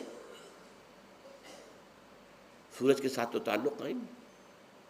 اسی طرح روح انسانی ذات باری تعالیٰ سے بہت دور آ کر کہہ لیجئے ہمارے وجود کے اندر آ گئی، ہمارے قلب کے اندر متمکن ہو گئی، لیکن کیا اس کا تعلق اللہ کی ذات سے منقطع ہے؟ نہیں۔ لیکن یہ روح ہی اگر مزمحل ہو گئی تو تعلق منقطع ہو جائے گا، اس لیے کہ اس روح کے اندر ہی جان نہیں رہی۔ یہ روح تازہ ہوگی تو اس کا تعلق اللہ کی ذات کے ساتھ اثر نو استوار ہو جائے گا۔ اس لیے یہ کہا یہ میرے لیے، الا الصوم فإنہ لی، یہ میرے لیے، وأنا اجزی بہ یا اجزا بہ، میں خود ہی اس کا بدلہ دوں گا یا خود ہی اس کی جزا ہوں، خود ہی اس کی جزا ہوں۔ اللہ کے اس بندے کا تعلق میرے ساتھ ایسا قائم ہو جائے گا کہ گویا کہ اسے میں مل گیا، اور میرا یہ مل جانا ہی در حقیقت انسانیت کی معراج ہے۔ اور دعا کے بارے میں جان لیجئے کہ حضور نے فرمایا الدعاء مخ العبادہ، دعا جو ہے عبادت کا اصل جوہر ہے، لب لباب ہے۔ اور یہ بھی کہا الدعاء هو العبادہ، دعا ہی اصل عبادت ہے، دعا ہی اصل عبادت ہے۔ دعا جو ہے وہ روح ہے اس کی۔ اور علامہ اقبال نے اپنے لیکچرز میں جو یہ خطبہ رکھا ہے اس موضوع کے لیے، میننگ آف پریئر ان اسلام، بڑا عظیم ہے۔ اس نے جو نقشہ کھینچا ہے کہ یہ پریئر کیا ہے؟ انائے صغیر، یہ ایگو میرا، میری انا، میری خودی، انائے صغیر، انائے کبیر کے روبرو آتی ہے۔ انائے کبیر اللہ، اننی انا اللہ لا الہ الا انا، یہ انا، انائے کبیر، اللہ کی انا، وہ عظیم انا، اور یہ چھوٹی سی محدود سی انا۔ تو ہے محیط بے کراں، میں ہوں ذرا سی آبجو، یا مجھے ہم کنار کر یا مجھے بے کنار کر۔ اقبال نے پتہ نہیں کس جگہ کس کیفیت میں ڈوب کر یہ شعر کہا ہے۔ اے اللہ تو تو ایک ایسے سمندر کے مانند ہے کہ جس کا کنارہ ہی نہیں، اور میں چھوٹی سی ایک پانی کی ایک چھوٹی سی ندی ہوں، آبجو ہوں چھوٹی سی، اب کیا شکل ہے؟ یا تو مجھے اپنے آپ میں ملا لے تاکہ میں بھی ناپیدا کنار ہو جاؤں. دریائے سندھ کا پانی جب سمندر میں گر جاتا تو سمندر ہی بن جاتا. اور یا پھر مجھے بھی بے کنار کر دے، میری وجود کو بھی اتنی وسعت دے دے کہ کوئی کنارہ نہ رہے. اب یہ کیا اس نے سمجھا، کیا کہا؟ لیکن میں نے وہی انائے کبیر انائے صغیر. ایک ہے نماز ہم پڑھ لیتے ہیں، آپ نے سارا پڑھ لیا، سارا تعدیل ارکان بھی کر لی، لیکن اگر آپ کا اللہ کے ساتھ ڈائریکٹ کمیونین اور ڈائریکٹ کمیونیکیشن قائم نہیں ہوا تو نماز، جس کو کہ کہا گیا کہ الصلاۃ معراج المومنین، جو قرب حضور کو حاصل ہوا معراج میں، وہ ایک بندہ مومن دنیا میں رہتے ہوئے حاصل کر سکتا ہے نماز میں. اگر اس کی روح جو ہے واقعتاً ہم کا نام ہو رہی ہو، الحمدللہ رب العالمین الرحمن الرحیم مالک یوم الدین اہدنا الصراط المستقیم ایاک نعبد و اگر ہم واقعتاً ایسے کہہ رہے ہوں کہ ہمیں احساس ہو کہ ہم اللہ کے حضور میں حاضر ہیں اور عرض کر رہے ہیں، سجدہ کریں تو حدیث میں آتا ہے کہ ایسے محسوس ہو کہ گویا کہ میں نے اپنا سر اللہ کے قدموں میں رکھ دیا ہے. یہ ہے نماز. اب جو گفتگو ہو رہی ہے یہ ہم کلامی ہے. الصلاۃ معراج المومنین، اہل ایمان کے حق میں یہ نماز جو ہے یہ معراج کے درجے میں. لیکن یہ نماز کیسے نصیب ہوگی اگر روح سوئی ہوئی ہے، دبی ہوئی ہے، پسی ہوئی ہے، مزمحل ہے یا مردہ ہے؟ یہ نماز کیسے حاصل ہوگی؟ چاہے آپ 5 وقت کی نماز پڑھ رہے ہوں، چاہے آپ نے ہیبٹ بنا لیا ہو نماز کو، چاہے خوش بھی ہو گیا ہو، لیکن یہ کہ جب تک وہ روح بیدار نہ ہو، جب تک ہم کلامی نہ ہو. افلاق سے آتا ہے نالوں کا جواب آخر، اٹھتے ہیں حجاب آخر، کرتے ہیں خطاب آخر. جب تک یہ نہ ہو، جیسے کہ میں ایک حدیث قدسی انشاءاللہ آج سناؤں گا سورہ فاتحہ کے ضمن میں، کہ اللہ تعالیٰ کے سامنے جب کھڑا ہو کر انسان جب کہتا ہے انی وجہت وجہی للذی فطر السماوات والارض حنیفا، دائیں بائیں سے بالکل اپنا تعلق کاٹ کر میں نے اپنا رخ کر لیا ہے اس اللہ کی طرف جس نے آسمانوں اور زمین کو پیدا کیا. اب یہ توجہ وجہ تو اگر یہ تو ہے چہرہ تو ہم نے کر دیا خانہ کعبہ کی طرف، اندر سے ہماری روح متوجہ نہیں ہوئی، وہ سوئی پڑی، اسے پتہ ہی کچھ نہیں کہ کیا ہو رہا ہے. تو اس صورت میں وہ کیا ہے؟ ظاہری بات تو پوری ہو گئی، نماز کا ثواب ہو جائے گا، فرض کی ادائیگی کا ثواب مل جائے گا، لیکن وہ اصل نماز تو حاصل نہیں ہوتی. یہ ہے وہ بات کہ وَإِذَا سَأَلَكَ عِبَادِي عَنِّي فَإِنِّي قَرِيبٌ. اے نبی، جب میرے بندوں کی روحیں بیدار ہو جائیں، توانا ہو جائیں، حیات تازہ سے وہ ہم کنار ہو جائیں، اور پھر وہ میرے بارے میں پوچھیں، وہ میرا تقرب حاصل کرنا چاہتے ہیں، تو آپ سے پوچھیں تو کہیے میں قریب ہوں.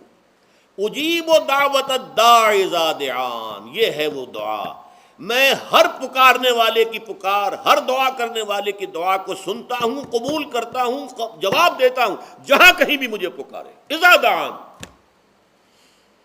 اس میں در حقیقت وہ مفہوم آ گیا ہے there and then wherever. آپ اپنے گھر میں ہو کر پکاریں اللہ کو، آپ بستر پر لیٹے ہوئے پکاریں اللہ کو.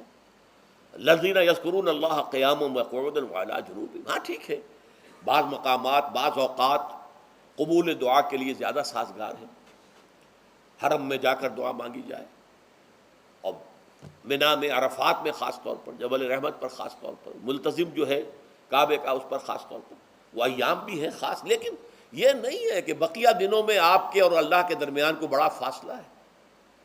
یہ سارا دنیا میں مشرکانہ نظاموں نے تصور پیدا کیا، اللہ تو دور ہے، دور ہے، دور ہے، دور ہے، پاک ہے، پاک ہے، پاک، تم ناپاک ہو، ناپاک ہو، ناپاک ہو، اور تم تو بڑی پستی میں پڑے ہو، تم اللہ سے براہ راست ہم کلام نہیں ہو سکتے. کوئی درمیانی چاہیے، کوئی لنکس چاہیے. کوئی پجاری ہوگا، کوئی پروہت ہوگا، کوئی پنڈت ہوگا، کوئی پیر ہوگا، کوئی پادری ہوگا، کوئی پوپ ہوگا، اس کے ذریعے سے تم اللہ سے ہم کلام ہو، خود نہیں. اور جب ذریعے بیچ میں آ گئے تو ان کی مٹھی گرم کرو، ان کی چاپلوسی کرو، ان کو بھی جو ہے چادریں چڑھاؤ، ان کو نذرانے پیش کرو. یہ ہے بدترین ایکسپلائٹیشن جو مذہب کے ذریعے سے نوع انسانی کی ہوئی ہے. یہ 2 ایکسپلائٹیشن دنیا میں ہوئی ہے تاریخ انسانی میں. ایک بادشاہوں کی طرف سے خراج دو ہمیں، محنت تم کرو گے کھیت میں، آدھا حصہ ہمارے پاس آئے گا، ہم عیش کریں گے، ہم سٹینڈنگ آرمیز رکھیں گے تاکہ ذرا تم بغاوت کرو تو تمہارا سر کچل دیا جائے. یہ ایکسپلائٹیشن بدترین. مانگنے والا گدھا ہے، صدقہ مانگے یا خراج۔ دوسری طرف ہم بادشاہ ہیں، ہم چندر بنسی سورج بنسی خاندان ہیں، ہم راجپوت ہیں، حکومت کرنا ہمارا حق ہے۔ اور یہ پنڈت پروہت جو ہے وہ بھی کہیں گے کہ ٹھیک ہے، نصف لی و نصف لک وہذا قوم جاہلون، یہ عوام جو ہے ان کا خون چوسو، ہمیں یہ نذرانے پیش کریں، بتوں کو آ کے چڑھاوے چڑھائیں اور تمہیں خراج دیں اور ٹیکس دیں۔ They are to be exploited, exploit ہو رہا ہے۔ اسلام نے آ کر دونوں کا خاتمہ کیا، کوئی ملوکیت نہیں۔ زکوٰۃ ہے تو غربا کے لیے، بادشاہ کے لیے نہیں ہے، یہ تو غربا کے لیے، لہذا کوئی ٹیکس نہیں۔ نمبر 2، اللہ سے ہم کلام ہونے کے لیے کسی دربان، کسی جو ہے پہرے دار کی مٹھی گرم کرنے کی ضرورت نہیں۔ جب چاہو ہم کلام ہو جاؤ، دل کے آئینے میں ہے تصویر یار، جب ذرا گردن جھکائی دیکھ لی۔ یہ تو تم ہماری طرف متوجہ نہیں ہوتے، ہم تو ہر وقت کہتے ہیں، ہر شب کو آخری لمحات جو ہیں، آخری جو گھنٹے ہیں رات کے، سمائے دنیا تک ہم نزول فرما لیتے ہیں تمہارے لیے۔ اور پکارنے والا پکارتا ہے، حل بالمستغفر فاغفر له، ہے کوئی استغفار کرنے والا کہ میں اسے بخش دوں؟ حل من سائل فاعطیہ، ہے کوئی مانگنے والا کہ میں اسے عطا کروں؟ تم ہی سوئے رہتے ہو، انٹا غفیر رہتے ہو، تمہیں ہماری طرف توجہ نہیں ہے۔ اگر ہماری طرف متوجہ ہو جاؤ تو جیسے کہ اقبال نے کہا کہ میرے لیے یہ دربان جو ہے، پیران کلیسا کو کلیسا سے اٹھا دو، کیوں خالق و مخلوق میں حائل رہے پردے۔ اور یہ میں نے کئی مرتبہ بیان کیا ہے، ہمارے ہاں وہ پی جو جماعت بنی تھی ایک، اب اس میں 2 پییں اور ایڈ ہو گئی ہیں، پی، پھر وہ پیٹریٹ، اور اس سے آگے اپنی پہلے پارلیمنٹیرین کی پی آ گئی اور پھر پیٹریٹ کی آ گئی، 5 پیز ہو گئی۔ اسی طرح گنتی ہے ہندوستان میں، پنڈت، پروہت اور پجاری، 3 پے تو یہاں تھی، پیر ایران کا پیر، اور پوپ اور پادری، یہ سب پے سے شروع ہوتے ہیں الفاظ، اور یہ سب در حقیقت جو ہیں شروع ہونے والے الفاظ، یہ در حقیقت انسانوں کی بدترین ایکسپلائٹیشن کا ذریعہ ہے۔ وَإِذَا سَأَلَكَ عِبَادِي عَنِّي فَإِنِّي قَرِيبٌ أُجِيبُ دَعْوَةَ الدَّاعِ إِذَا دَعَانِ فَلْيَسْتَجِيبُوا لِي۔ ہاں ایک تقاضا ہے، لیکن اس سے پہلے یہ بات سمجھ لیجئے، میں اس آیت کو میگنا کارٹا جسے کہا جاتا ہے حقوق انسانی کا سب سے بڑا چارٹر، میں اس سے کہیں بڑا چارٹر قرار دیتا ہوں کہ اللہ کہتا ہے مجھ سے ہم کلام ہونے کے لیے کسی واسطے کی، کسی وسیلے کی کوئی حاجت نہیں، جب چاہو مجھ سے ہم کلام ہو جائے۔ ہاں ایک شرط ہے، فَلْيَسْتَجِيبُوا لِي، چاہیے کہ وہ میری بات بھی قبول کریں، میرے احکام کو تسلیم کریں، میرے فرامین کان سے کھول کر سنیں، ان پر دل سے عمل کریں۔ فَلْيَسْتَجِيبُوا لِي، یہ ون وے ٹریفک نہیں ہوگا کہ ہم تمہاری دعائیں قبول کریں اور تم ہماری باتوں سے پہلو تو ہی کرو، سنی انسنی کر دو، یہ نہیں ہوگا۔ یہ ایک 2 وے تعلق ہے، جسے آج کل کہا جاتا ہے بائی لیٹرل تعلق ہے۔ بائی لیٹرل تعلق ہے اللہ اور بندے کے درمیان، بندہ توبہ کرتا ہے معاصی سے، اللہ تعالیٰ بھی اس کے لیے بھی لفظ تواب ہے، وہ بھی اپنی رحمت کے ساتھ دوبارہ متوجہ ہو جاتا ہے۔ تم اللہ کو یاد کرو، فاذکرونی اذکرکم، مجھے یاد رکھو میں تمہیں یاد رکھوں گا۔ ان تنصروا اللہ ینصرکم، اگر تم اللہ کی مدد کرو گے اللہ تمہاری مدد کرے گا۔ یہ ہے 2 طرفہ معاملہ۔ اسی طریقے سے تم چاہتے ہو کہ میں تمہاری دعائیں قبول کروں، اجیب دعوت الداعی اذا دعان، میں ہر پکارنے والے کی پکار کو سنتا ہوں، جب اور جہاں، ویئر اینڈ وین وہ مجھے پکارے، لیکن لازم ہے فلیستجیبوا لی، وہ بھی میرا کہنا مانے، میرے فرامین کو کھلے کانوں سنے اور تہہ دل سے اس پر عمل کرے، ولیؤمنوا بی، اور مجھ پر ایمان پختہ رکھے، یقین اس کے ساتھ مجھے پکارے۔ لعلہم یرشدون، اب یہ سب سے بڑا لفظ آ گیا، تاکہ انہیں رشد حاصل ہو جائے۔ رشد، فوز، فلاح، رشد، یہ کئی الفاظ ہیں، فوز فائز، فلاح مفلحون، رشد راشدون، اور یہ لفظ استعمال ہوا صحابہ کرام کے لیے سورہ حجرات میں، اولئک ھم الراشدون۔ تو گویا کہ یہ بلند ترین منزل ہے انسان کے لیے، اگر اس کا یہ تعلق اللہ کے ساتھ قائم ہو جائے۔ دعا کا ہم کلام ہونے کا رشتہ اس کو قبول مجھ مل جائے۔ اب آخری بات نوٹ کیجئے، آخری آیت جو ہے اس رکوع کی، بظاہر اس کا تعلق نہ روزے سے نہ رمضان سے، اکل حلال، اکل حرام سے روکا گیا ہے۔ وَلَا تَأْكُلُوا أَمْوَالَكُمْ بَيْنَكُمْ بِالْبَاطِلِ، اور دیکھو اپنے مال آپس میں باطل طریقوں سے مت کھاؤ۔ وَتُدْلُوا بِهَا إِلَى الْحُكَّامِ، اور نہ ہی اپنے مالوں کے ذریعے سے حکام تک پہنچو۔ لِتَأْكُلُوا فَرِيقًا مِّنْ أَمْوَالِ النَّاسِ بِالْإِثْمِ، کہ تم لوگوں میں سے کسی کا مال گناہ کے ساتھ ناجائز طور سے ہڑپ کر جاؤ، رشوت دے کر، اور اپنے حق میں کوئی غلط فیصلہ کروا لو، وانتم تعلمون، جانتے بوجھتے یہ کام نہ کرو۔ بظاہر تو نہ روزے سے تعلق ہے نہ رمضان سے، پھر اس رکوع میں کیسے آ گئے؟ بڑا گہرا تعلق ہے، اول و آخر کا تعلق ہے۔ پہلی آیت میں مجرد رمضان روزے کی جو فضیلت بیان کی گئی تھی یا حکمت، آیت کیا تھی؟ تقویٰ۔ یہ تقویٰ کا معیار ہے۔ تقویٰ جو ہے ظواہر کی بنیاد پر نہیں ہے، اگرچہ ظاہر بات ہے کہ ظواہر بھی دین کا حصہ ہے۔ حضور کسی وضع قطع اختیار کرنا یقیناً ایک نیکی کا کام ہے، ہر چیز میں حضور کے نقش قدم پر چلنا، لیکن یہ ظواہر پر نہیں ہے۔ تقویٰ دل میں ہو، التقویٰ ہا ہونا، التقویٰ ہا ہونا، التقویٰ ہا۔ 3 مرتبہ حضور نے اپنے سینہ مبارک اور قلب مبارک کی طرف اشارہ کر کے فرمایا تقویٰ یہاں ہوتا ہے، تقویٰ یہاں، جب یہاں ہوگا تو پورے وجود میں سرایت کر جائے گا۔ لیکن اس میں اہم ترین بات کیا ہے؟ اکل حلال، جو مشکل ترین کام ہے، حرام کا لقمہ نہ آئے، ورنہ جیسے کہ کہا گیا ہے دعا کے بہترین مقام پر پہنچ گئے ہو، حرم کعبہ کے ملتزم کے ساتھ چمٹے ہوئے ہو اور دعائیں کر رہے ہو، اب اس سے زیادہ دعا کی قبولیت کا کون سا وقت ہوگا؟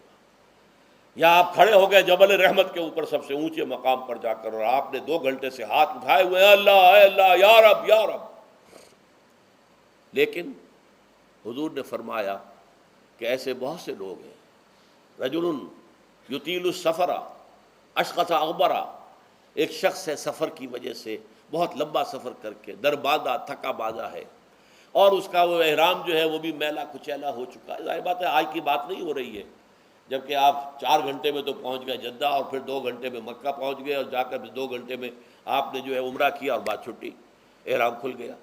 تو اس میں کہاں وہ احرام میلا ہوگا، اور کہاں آپ کا بیل کچیل ہوگا، اور کہاں آپ کے جسموں سے جو ہے پسینوں کی بو آئے گی؟ نہیں۔ لیکن جو یہ سب کرتے تھے اور پھر کعبے سے ملتزم سے چمٹ کر دعا کرتے تھے، یا رب یا رب، یمد یدہ الی السماء، وہ ہاتھ اٹھاتا ہے آسمان کی طرف، یا رب یا رب، وَأَنَّىٰ يُسْتَجَابُ لِذَٰلِكَ، اور اس شخص کی دعا کیسے قبول ہو؟ وَمَطْعَمُهُ حَرَامٌ، اس کے پیٹ میں جو غذا پڑی ہوئی ہے وہ حرام سے ہے۔ مَلْبَسُهُ حَرَامٌ، اس کا لباس جو اس نے پہنا ہوا ہے چاہے وہ احرام ہی ہے، وہ حرام کے پیسے سے کمایا گیا تھا۔ وَغُذِيَ بِالْحَرَام، اور اس کا پورا جسم جو ہے جس غذا سے یہ تن و توش تیار ہوا ہے وہ حرام کی غذا ہے۔ ایسے آدمی کی دعا وہاں پہنچ کر بھی قبول نہیں ہوتی۔ لہذا تقویٰ کا اصل معیار اکل حلال، روزی حلال کی۔ اگر یہ نہیں ہے تو آپ نے متقیوں کی شکل بنا لی، اور بہت ہی آپ نے اپنے ظاہر کو جو ہے بہت آراستہ پیراستہ کر لیا سنت رسول سے، لیکن اللہ کی نگاہوں میں اس کی کوئی قدر و قیمت نہیں ہوگی جب تک کہ آپ کا رزق حلال کرنا۔ بارک اللہ لی ولکم فی القرآن العظیم ونفعنی وإیاکم بالآیات والذکر الحکیم۔